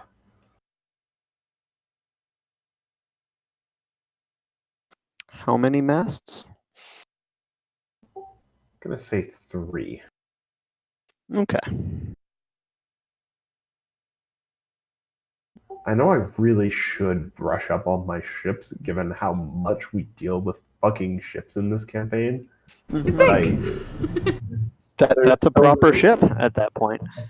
I'm just trying to think, like, what is the absolute minimum number of sailors you need for a ship that big? If you're only using one set of sails. Well, just as a reminder, if you are hiring the shark guys, they are privateers. Yeah, no, getting back will be the easy part. It's getting getting with there. a crew of 1 sailor and 3 non-sailors. Like, even if we're only using the 1 sail. 5 non-sailors if we Grab the other 2 guys, yeah. Is that even going to be enough?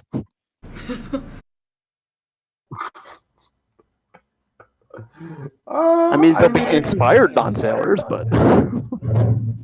You can sure try. Like it's you don't have to run about setting everything up to like go. Like it's the Warforged basically haven't touched it since since they killed everybody on it. Right. And threw their corpses into the ocean. If we only use the main mast, so we're not overtaxing ourselves, it'll go slow, but it'll go. Yep. Yep, we'll do that. That's my plan. Just All right. for knowledge, Manak, type of water used when experimenting against rot, fresh or sea? Sea. Only You would add water that. available in large quantities. Warforged do not require fresh water. I kind of scrunch your nose slightly at that, but give a nod. Yeah, Warforged don't need food or water.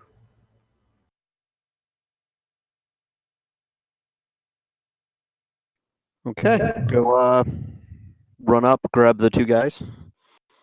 Tell them I need their help on a boat. Oh. Okay, you do know we're not sailors, right? I understand. I just need hands. All right. All right. Let's get going then.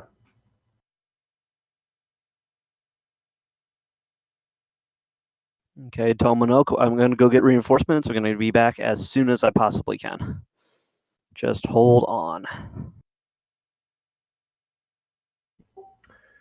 We will do so. I hope that you have a plan that doesn't involve mass destruction. Just leave the planning to me. Potential, if need information given quickly, have a Warforged outside the house at the top of the factory can send animal messenger with knowledge. I will put an injured body there. Cannot fight, but can speak. Give a nod at that.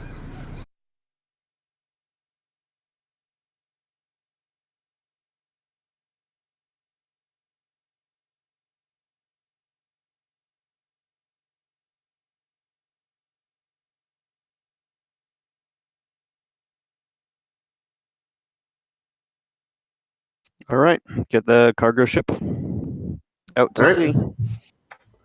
You hop aboard her.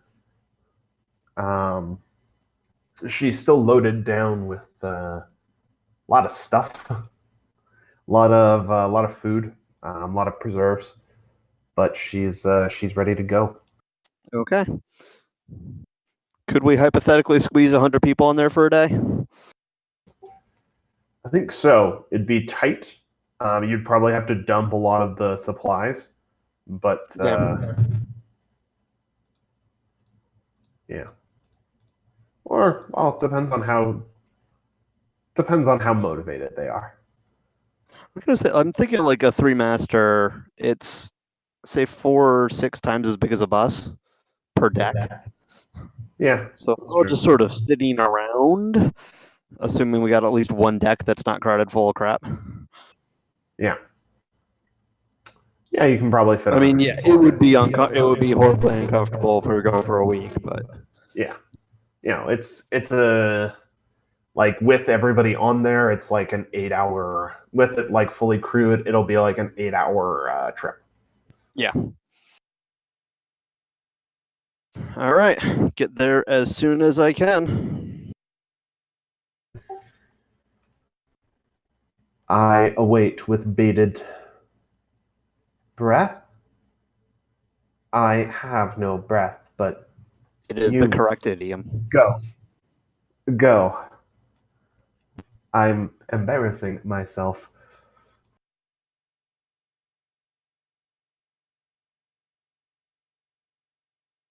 I'm already leaving for the ship.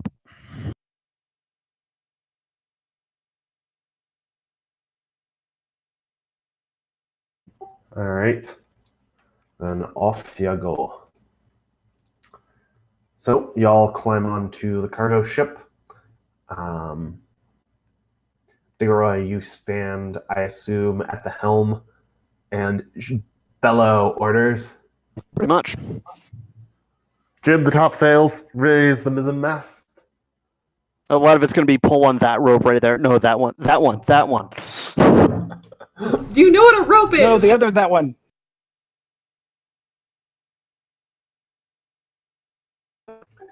The ship would almost certainly have a name. It's bad luck to send a ship to sea without a name.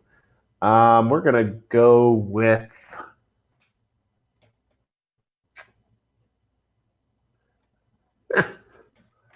the Ebon Falcon.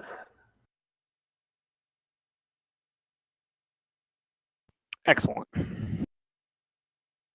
Somebody doesn't know what a raven is. Or that name was already taken. One of the two. Yeah. One of the two.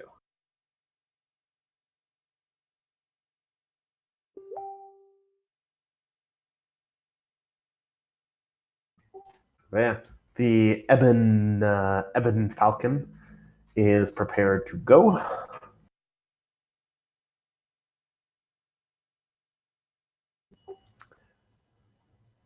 Make a. So you're leaving at like 8, 9 at night. I was going to say, it's going to be early half of the night. Dark. It's dark. It's going to be a shitty time getting out of the harbor and making sure you don't like run aground before you get out into the ocean. Yep. And you're undercrewing it to boot. So make me a sailing check. I'm going to go, you're commanding everybody. So charisma plus proficiency. Okay, that'll be performance as the same mod. Yep.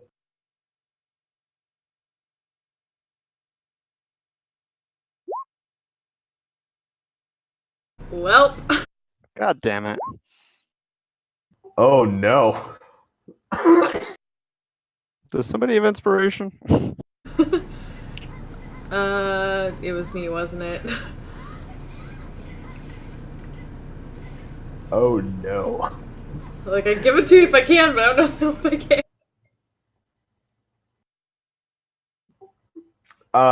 People do a real bad job at interpreting your, that rope! No, that rope! Raise the damn topsail! Shouting at them through the night. Everybody's tired, and they don't fully understand what you're shouting at them. So you do get to, you do eventually, exactly. You do eventually get to, Enrin, back into Enrin, but it's early afternoon instead of like morning that you'd hoped for. But you eventually land in port and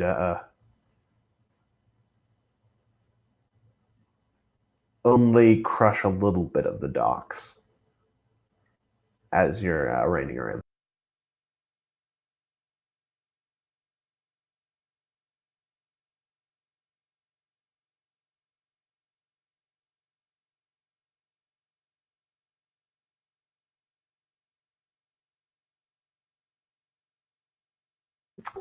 You are not wrong, but you have landed at Enrin.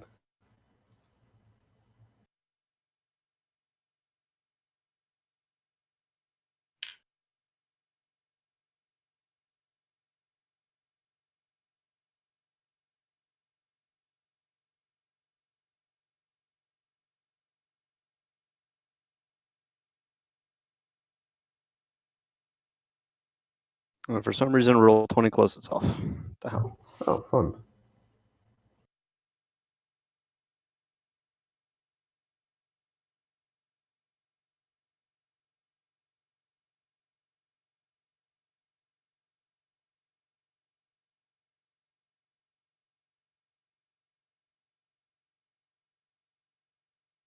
Yeah, you're in Enron. Really? The top sail is the one in the middle? Yep. What the fuck, sailors?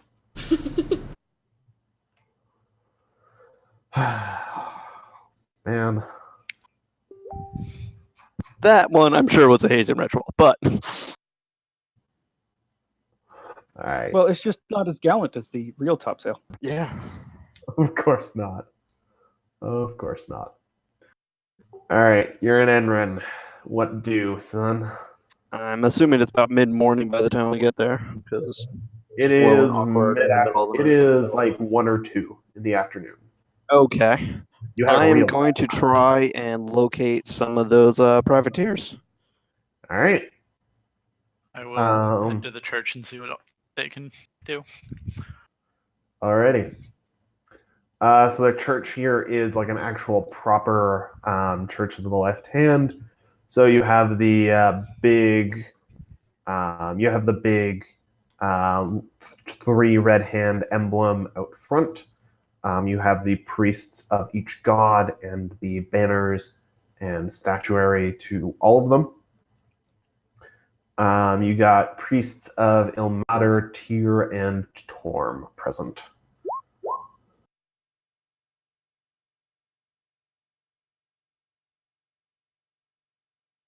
So are there any druids on this island? You can sure try and look for them. Definitely do that. You have, I mean, no. Druids are pretty good at hiding themselves. So, I mean, you can sure try to find them, but it may not be easy. Sadok, Tyr, Torm, and Ilmater priests, which one do you want to talk to first? Grab the local street watcher from Tyr, introduce myself, give a brief explanation of what's going on, and ask if he can help. Ah. You give the customary introduction, I assume. Yeah. Gotcha. All right. The street watcher looks at you. And so you need priests to drive back this rot.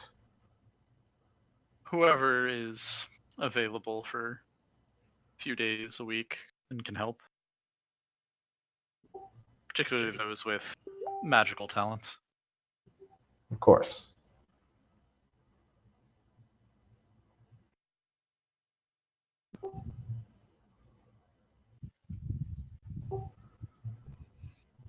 That can most certainly be arranged. If, and this is an if here, if this isn't contained, what do you see damage as?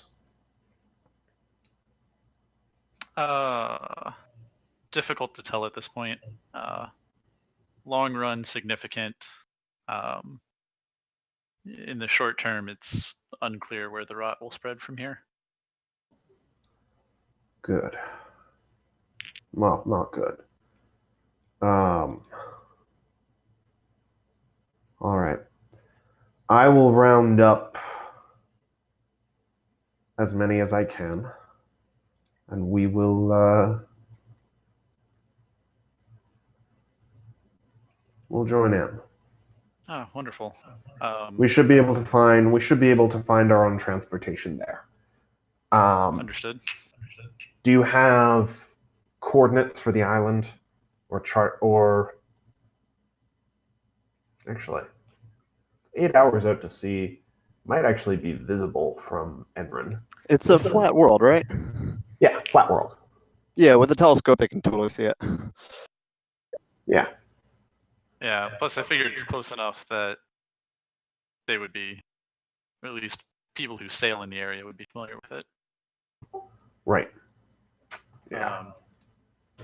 All right. So I guess since I haven't really talked to the church about the rot before, request them to start putting the word out to the other churches to see if anybody else has come across this before.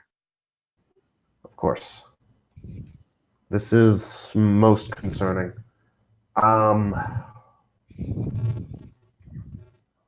We'll talk to. I'll send word to the hand.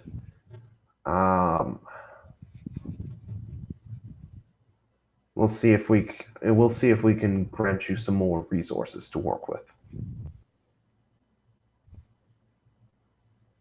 If that's acceptable. Yeah. I mean, hopefully this specific infection can be dealt with quickly. Of course.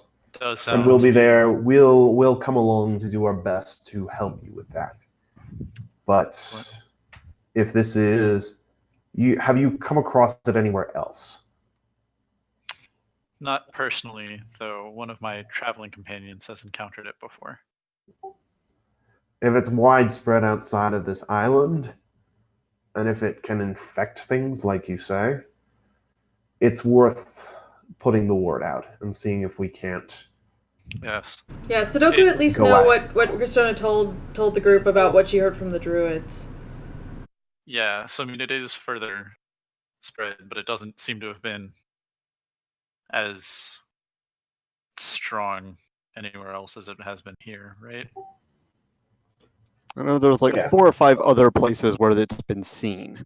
So yeah, but I think the difference here is that there's Warforged. Yeah, there's 4 or 5 other places that's been seen just on Aventine. Like just within that one, just like in the area immediately around that one city. Okay, I was misinterpreting that. So yeah, it does seem fairly widespread. Yeah. Well, you said it responds poorly to holy magic, and we, the Blessed Hands, are likely the biggest divine organization on Yualia. We'll put the word out. We'll see what we can dig up about it. Possibly quite literally. The various paladin orders might also be interested, especially if the rot is infecting people to make them fight as it is here. Of course. I'll send word to the right hand himself. Appreciated. We'll do our best to make sure that everybody. We'll do our best to spread the word.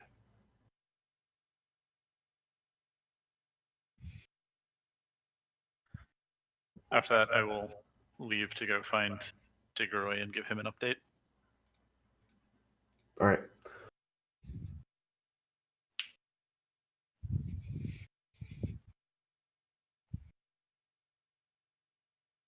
I'm glad to hear the news. So yeah, you have an indeterminate number of holy people coming with you to help. And they have their own ship. Yes, they'll find their own transport. Okay. Digoroy, you're looking for privateers. Christona, you're looking for druids. Bauer, what are you doing? Hanging out. Hanging out at McBaggin's? Beer.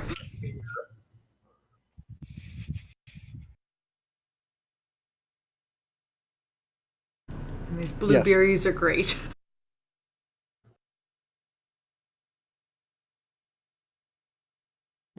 All right. Yes, exactly. Do you want to hire? There are a number of other mercenary companies around if you want to try and hire one of those. But yeah, the sharks are by far the cheapest. Just a ride off the island. Start with the sharks because I'm pretty sure they'll be most inclined to mobilize quickly. All right. All right. You actually find them in the same bar. You head back to McBaggins, and they are still there, still sitting in McBaggins, still drinking their blueberry.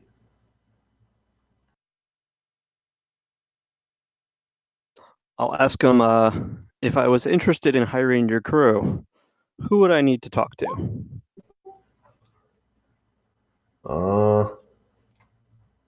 Yes, Gwaine, fella, oh there. They point to a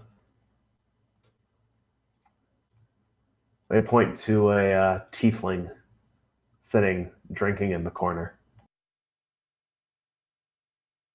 Is it the one I thought was Smythe? Yep. Okay. I'm gonna go over to him.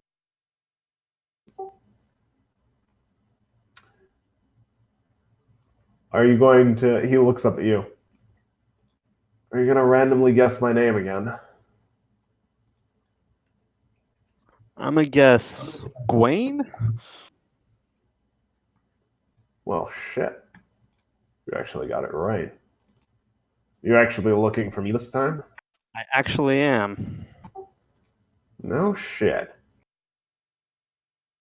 Well, I am Gwaine Prothero, captain of the Sapphire Sharks. Oh, Captain, I am in need of quite a few hands and quite a few blades. Interesting. What for? An island is being infected. The infection makes people fight. I need them fought back. He arches a brow. Interesting. Is A it word your for it. On paper, I don't think anyone owns it. In practice, the people there listen to me. As far as I'm concerned, that makes it yours. Which island? Close to here? Very close. Is that big white one? Yep. Great. The creepy one. The one that's been smoking. Guess Yep. now we know why it's smoking. Alright. So I know our board says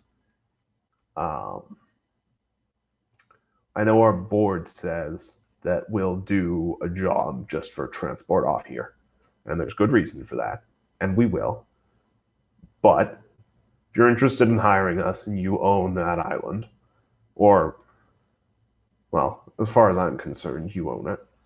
I control it at the very least. Should the legal niceties become important? Close enough.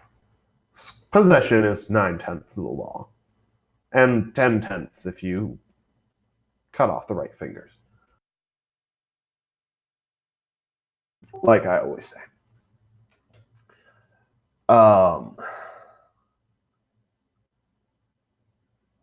We're a little bit down on our luck. I've been there before, and he gestures to all of himself. But I try. I'm fine with it, but I try and keep the men as comfy as I can.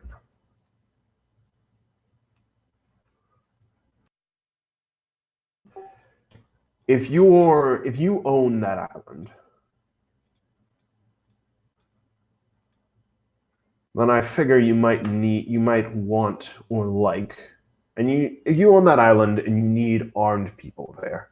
I'm sorry, I've had a couple to drink. My thoughts are perhaps not coming out in the right order. If you control that island and you need blades for it now, it comes to mind that you might need some people there to protect your claim, so to speak. If that makes sense. So you're wondering how long I can put you up for once I get you there?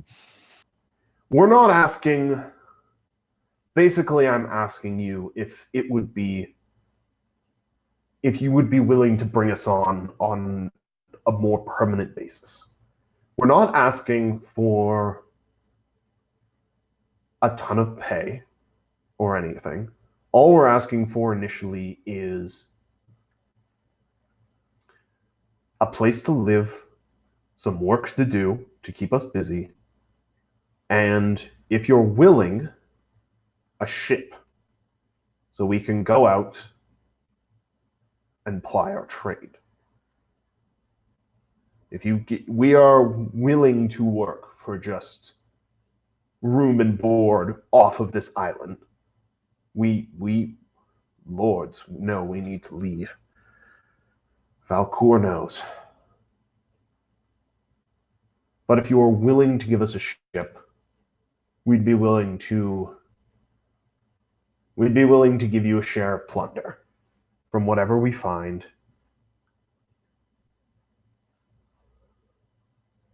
And we'd be willing to protect your island as best we can.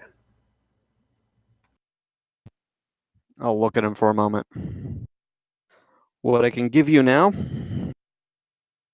you can stay on the island. There's places to put your bunk after you're done with the job. As long as I can keep you fed, I'd like you to keep the island secure. And as soon as I have a ship to give you, I'd have nothing else to do with it. But for now, I only have one ship, and I have a feeling I'm going to need that for other things. Fair enough. I may need to borrow some of your guys' crew for it, though. I mean, if you're sailing us to where, if we're sailing to this island, it makes total sense. Oh, yeah.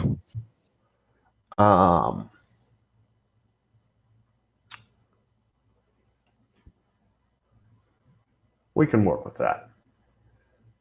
I have a sneaking suspicion that once you see us work, you'll be happy to have us working for you. There's not many of us, but we do good work. I look forward to finding out. How soon can you get your men together? Hour, maybe 2. It's the middle of the day. Most of them are waking up, and they should all just be recovered from their hangovers before they start drinking again heavily. So give me an hour, maybe 2. I'll meet you at the docks at 3:30. All right. What's the name of your ship? Ebon Falcon. All right, we'll find you there. How many masts? 3. Proper ship. Ebon Hawk, sorry. No, Ebon Falcon. I wanted to call it the Ebon Hawk, but it's the Ebon Falcon. Okay. I will go round up the rest of my own people.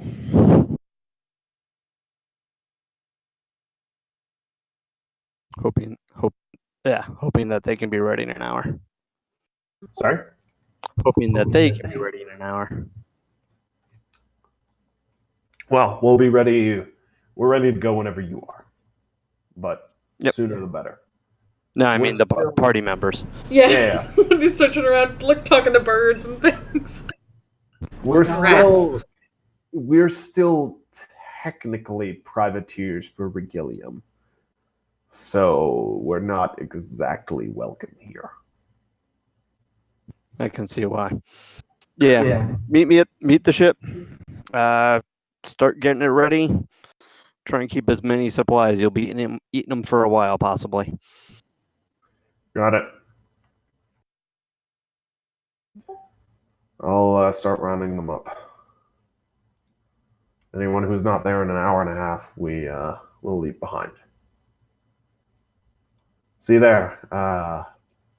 Shit. I was so busy razzing you about my name, I forgot to ask you yours. What is yours?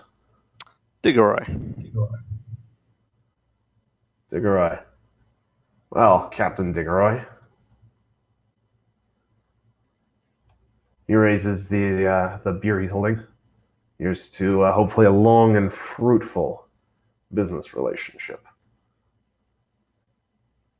I will clink his glass with my own. He downs it.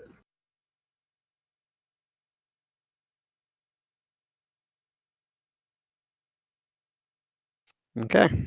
Run off trying to find the rest of the party. Aight.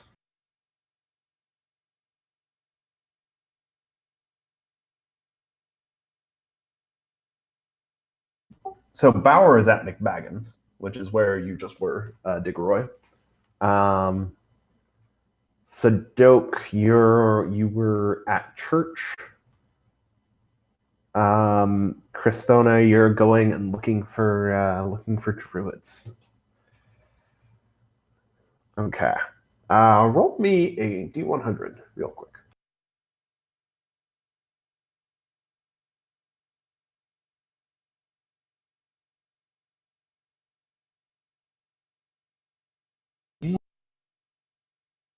All right.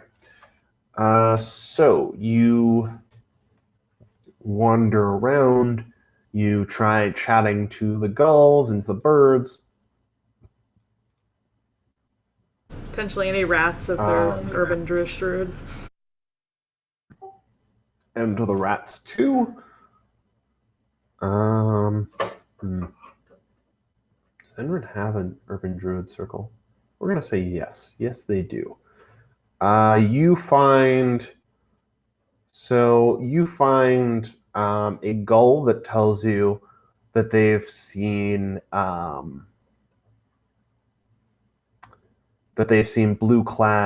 blue robed people talking to them before. You find a couple of rats that describe both a group of people underground and a group of people in the city.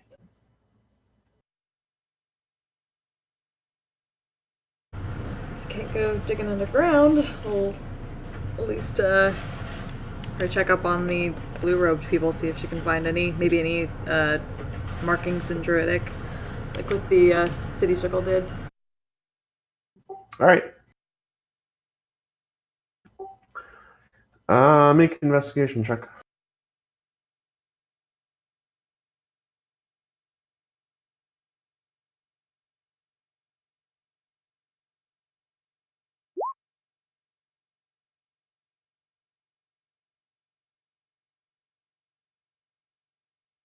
All right. So you actually find some markings in Druidic around the. You actually find some markings in Druidic around. Fucking around the port.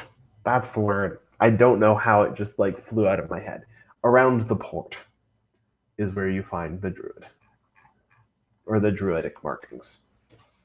They seem to be directing you kind of out. I need a blank page.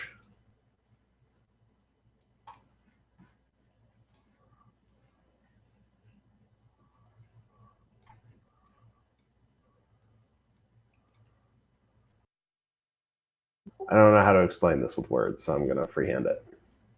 So the port is kind of like that inside the cliffs, right? Mm-hmm. The druidic markings seem to be directing you kind of out. Why is my mouse so completely like not drawing where I tell it to draw? Seem to be directing you out that way, like out and around the edge of the cliffs and around the edge of the port into the cliffs.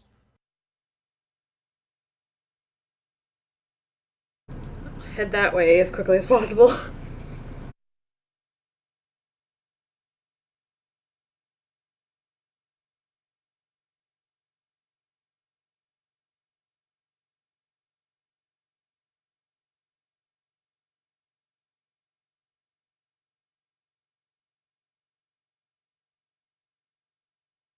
Alrighty. So you scooch out and around the edge of the. You scooch out and around the edge, and the druidic markings direct you to go around 200 meters down the coast. And you find yourself with a flooded sea cave hidden in the rocky coast. There are some rocky outcroppings above that allow the landlocked amongst organics to walk around it. But there's a flooded sea cave. There's coral and oysters and periwinkles and scallops covering the walls and floor. There is a giant crab sitting in the entrance to the cave. Fish are swimming in and out of it. And the crab stares at you as you come up towards it, as you come up towards the cave. I still be able to have the speak with animals up? How long will it last for? Good question. Remind myself of that.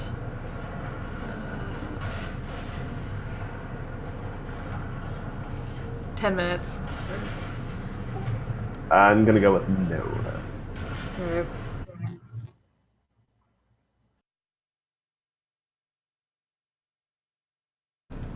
I should be looking around and talking Druidic. We are seeking aid from druids.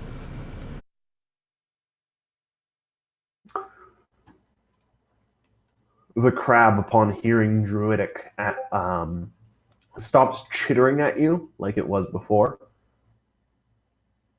Turns into a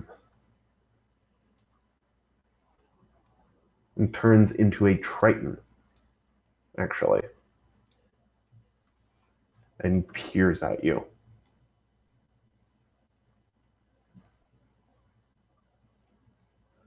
Which circle are you from?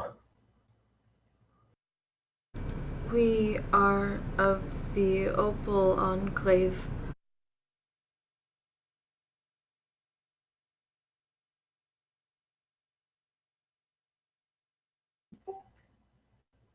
Never heard of you.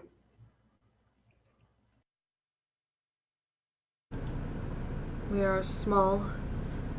From to say the area. I can't remember the exact area that we came up with for this. Huh?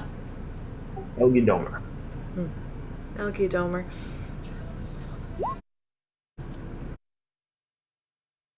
Right, I'm marking that down. From the northwest. If the exact name is difficult to remember. You're from the northwest of Yualia. Northwest? Northwest.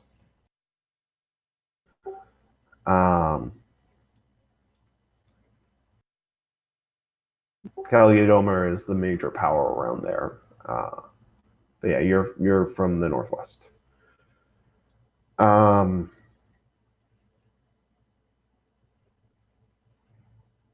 She looks at you.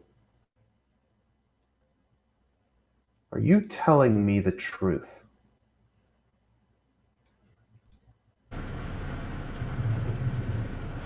Christina just kind of blinks at that.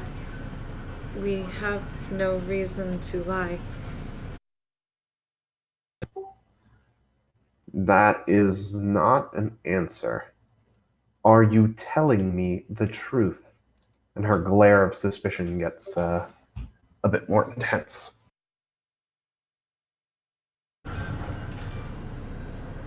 Of our enclave, yes. Of where enclave comes from, yes. We escaped the below world and joined Opal Enclave.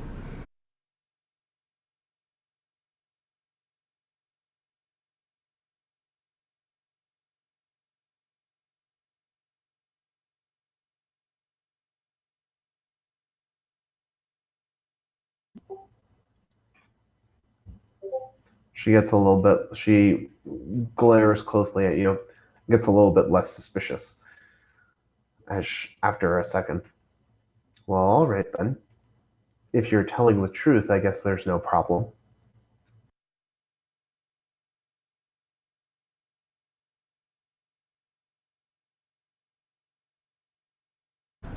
We have no reason to lie. We seek aid against. Pause a second. Have you been told of the corruption, the rot? She shrugs. No. Is it in the sea? Is the sea corrupted?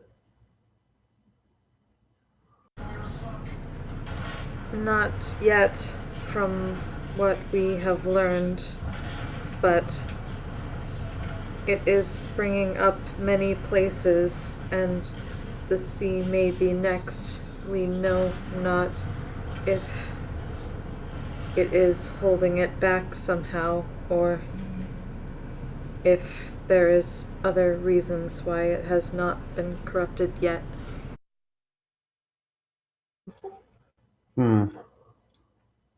So it's not in the sea, though. This is the Sapphire Shelter. We are sea druids. If it's not a sea problem, then we have plenty of our own to deal with. We see. It has. Didn't even think of that. Yeah, Christone isn't even very confused by the laugh, but there is much rot coming from the below world up. The sea is up.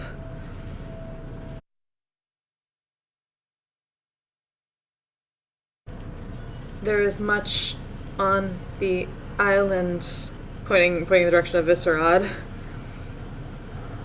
We do not know if it will spill into the sea. We are trying to hold it back, but need aid. If not from your enclave, do you know of others here? There's a cave. There's an underground enclave beneath Enrin somewhere. They'd probably be interested, but we're sea folk. We have our own problems to deal with without dealing with ground rot. There's enough rot present in the ocean already. Monsters, Humberly, curses. The rot that comes has been corrupting organics, people, potentially animals, could spread to the sea. A warning for your enclave. And the warning is appreciated, but it's not our problem right now. We have enough to handle already. There's a reason I'm the only druid present today.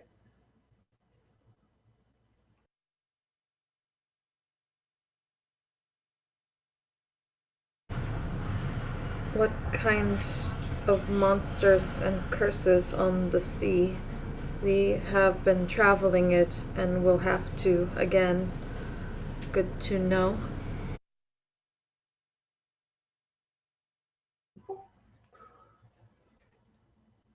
Mostly the usual.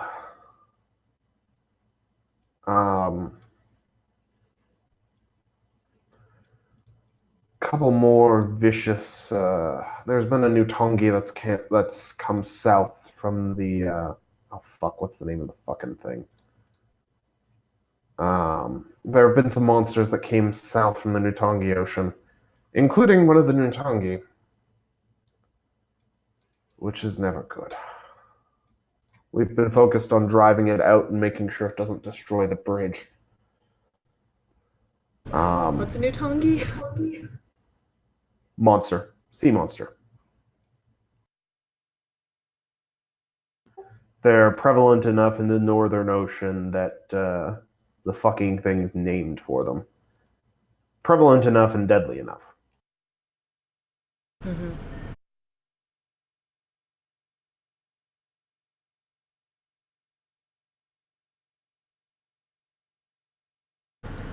I'm just giving on that. Just be careful if corruption enters sea or touches druids, converts, and causes them to attack. Less to help fend off the monsters.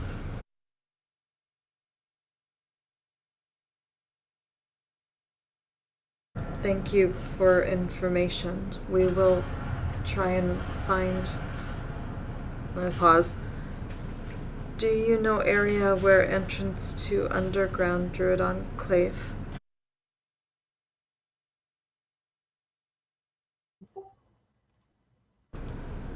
We only saw markings for yours so far.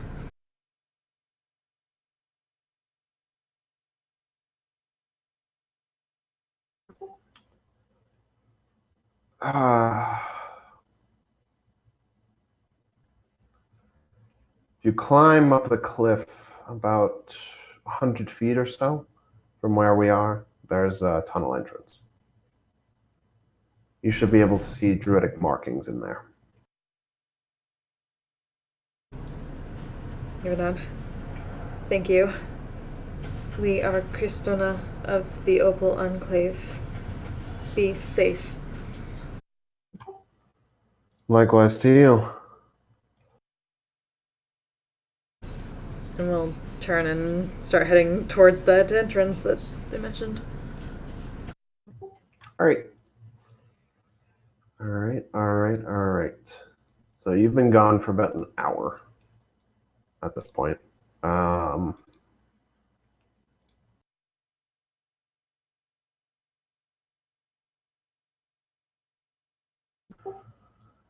Alright. So, how are you climbing up?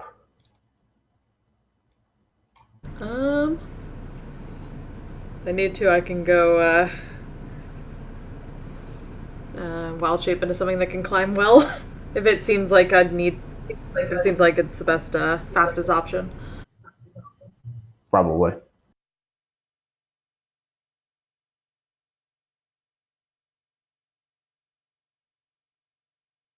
I think what would be best for this particular thing, like a big spider or something like that.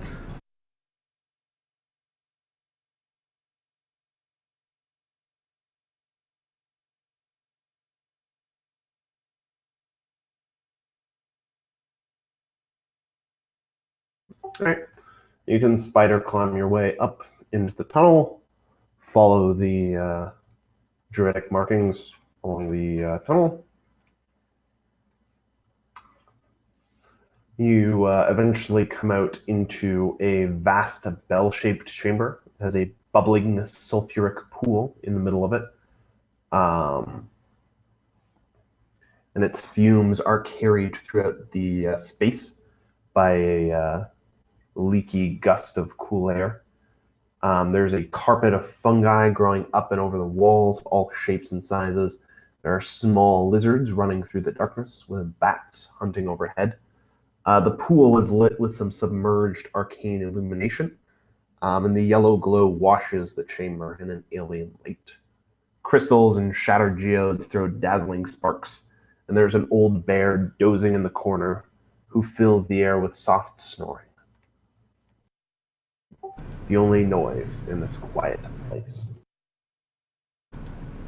I'll change back at that point and take a look around, smile slightly at the fungus around this room. Probably a little bit illuminated as the stuff underneath the skin. the white spots on the cheeks, and look over to the bear and speak in Druidic. Excuse us, we are seeking druids of this enclave.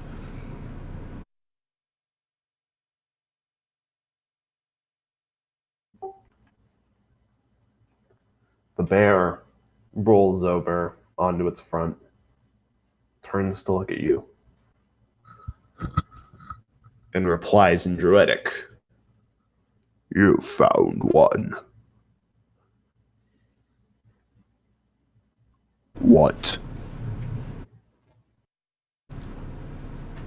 We are seeking aid against a corruption, a rot that has been spreading and is enveloping Visharad.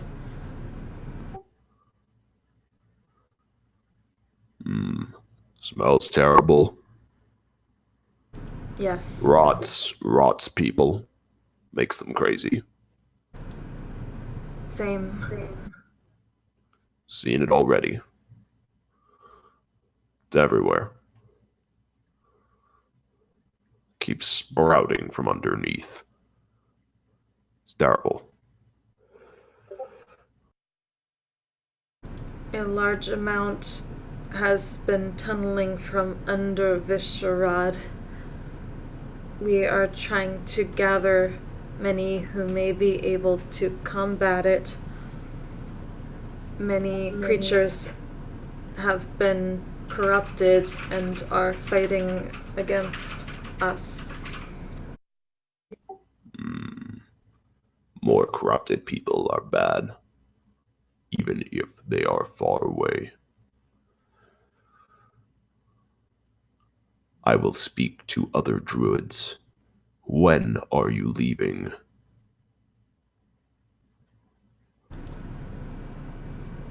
I'm kind of blank because they're not quite sure of the exact timing because they weren't there for Diggeray putting things up. But soon as possible, we are returning. I will speak with others through the fungus. You are at the docks, yes, sailing. Yes, we are of the Ebon Falcon.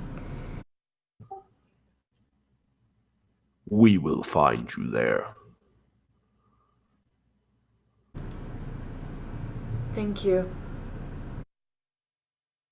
We do not know how many we will find, but we will bring what we can. Good up. We are Christona of the Opal Enclave, and you have our gratitude. And, bow to it and then turn to go. Christona of the Opal Enclave. I am Garrett of the Granite Group. Fairly well. You're not well met until we see again.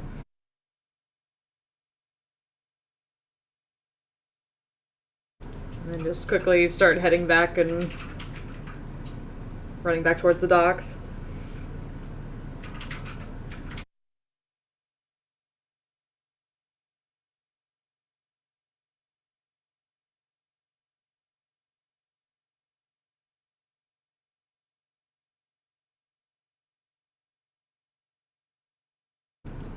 And we'll let Digger and the others know when she finds them.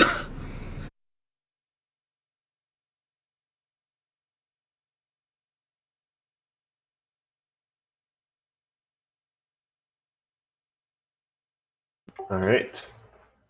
Y'all reunite at the docks.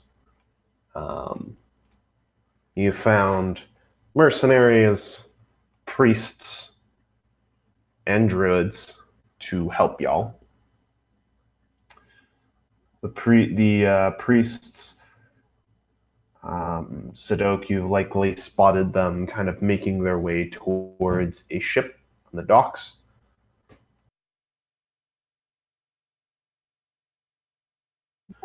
And one of them has made their way through the crowd and is watching you, waiting for your ship to leave harbor before they follow you. Okay.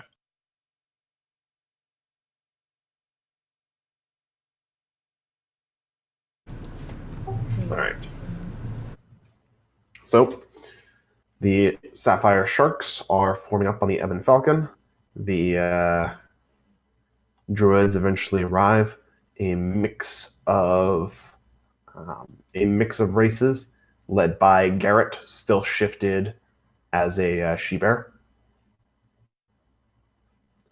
The priests have filed onto their own ship. The druids do their best to squish onto the Ebon Falcon along with the sharks.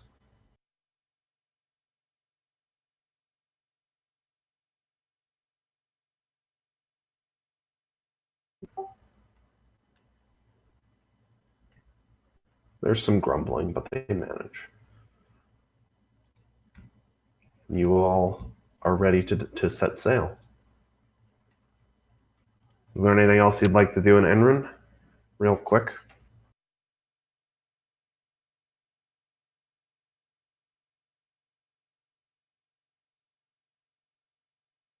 Nope. Let's get back there. Yeah, nothing I can think of. All right. Digoroy, standing at the helm, you give the command to set sail for the Visharad. Yep. As the Ebon Falcon pulls out of port, the priest ship follows it, and you head out back to the White Rock Isle. And that, I think, is where we're going to end for this evening. All right. Yay! Friendship in the form of weird zombie rot ass kicking. Basically.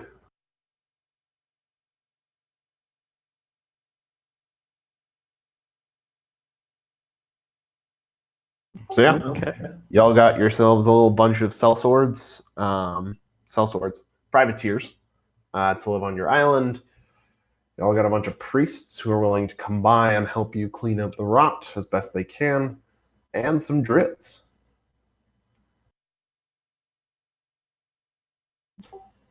Excellent. Excellent. I realize we'll probably have to explain to the druids about the Warforged. Yeah, at some point probably on the thing, we're gonna have to start breaking the news to them now that they're committed. You're gonna have to give like a full briefing to everybody involved. Yes.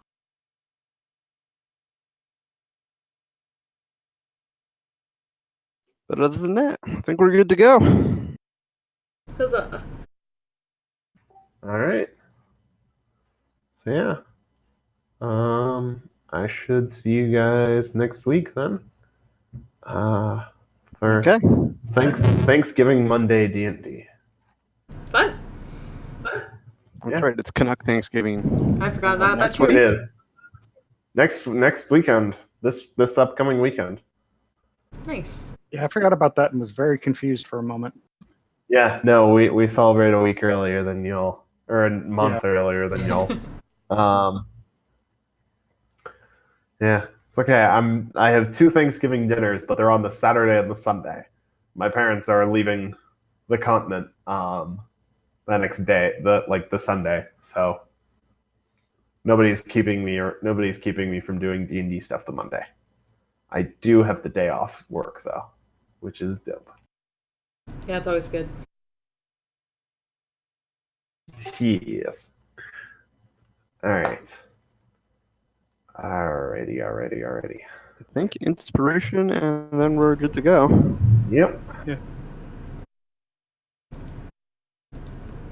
I definitely think I have to go Diggeroy on that one.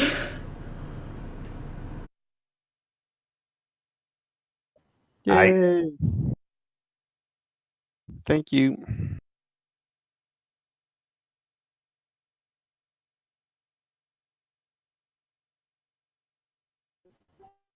All right. All right. I am. I'm gonna get back to work. Uh, I will. I will see you all next week, though. Huzzah! Or Will do. for the All right. Battle for the Shroud. Good night, everybody. Night, y'all. Right. Thank Yep. you, Later, y'all. David.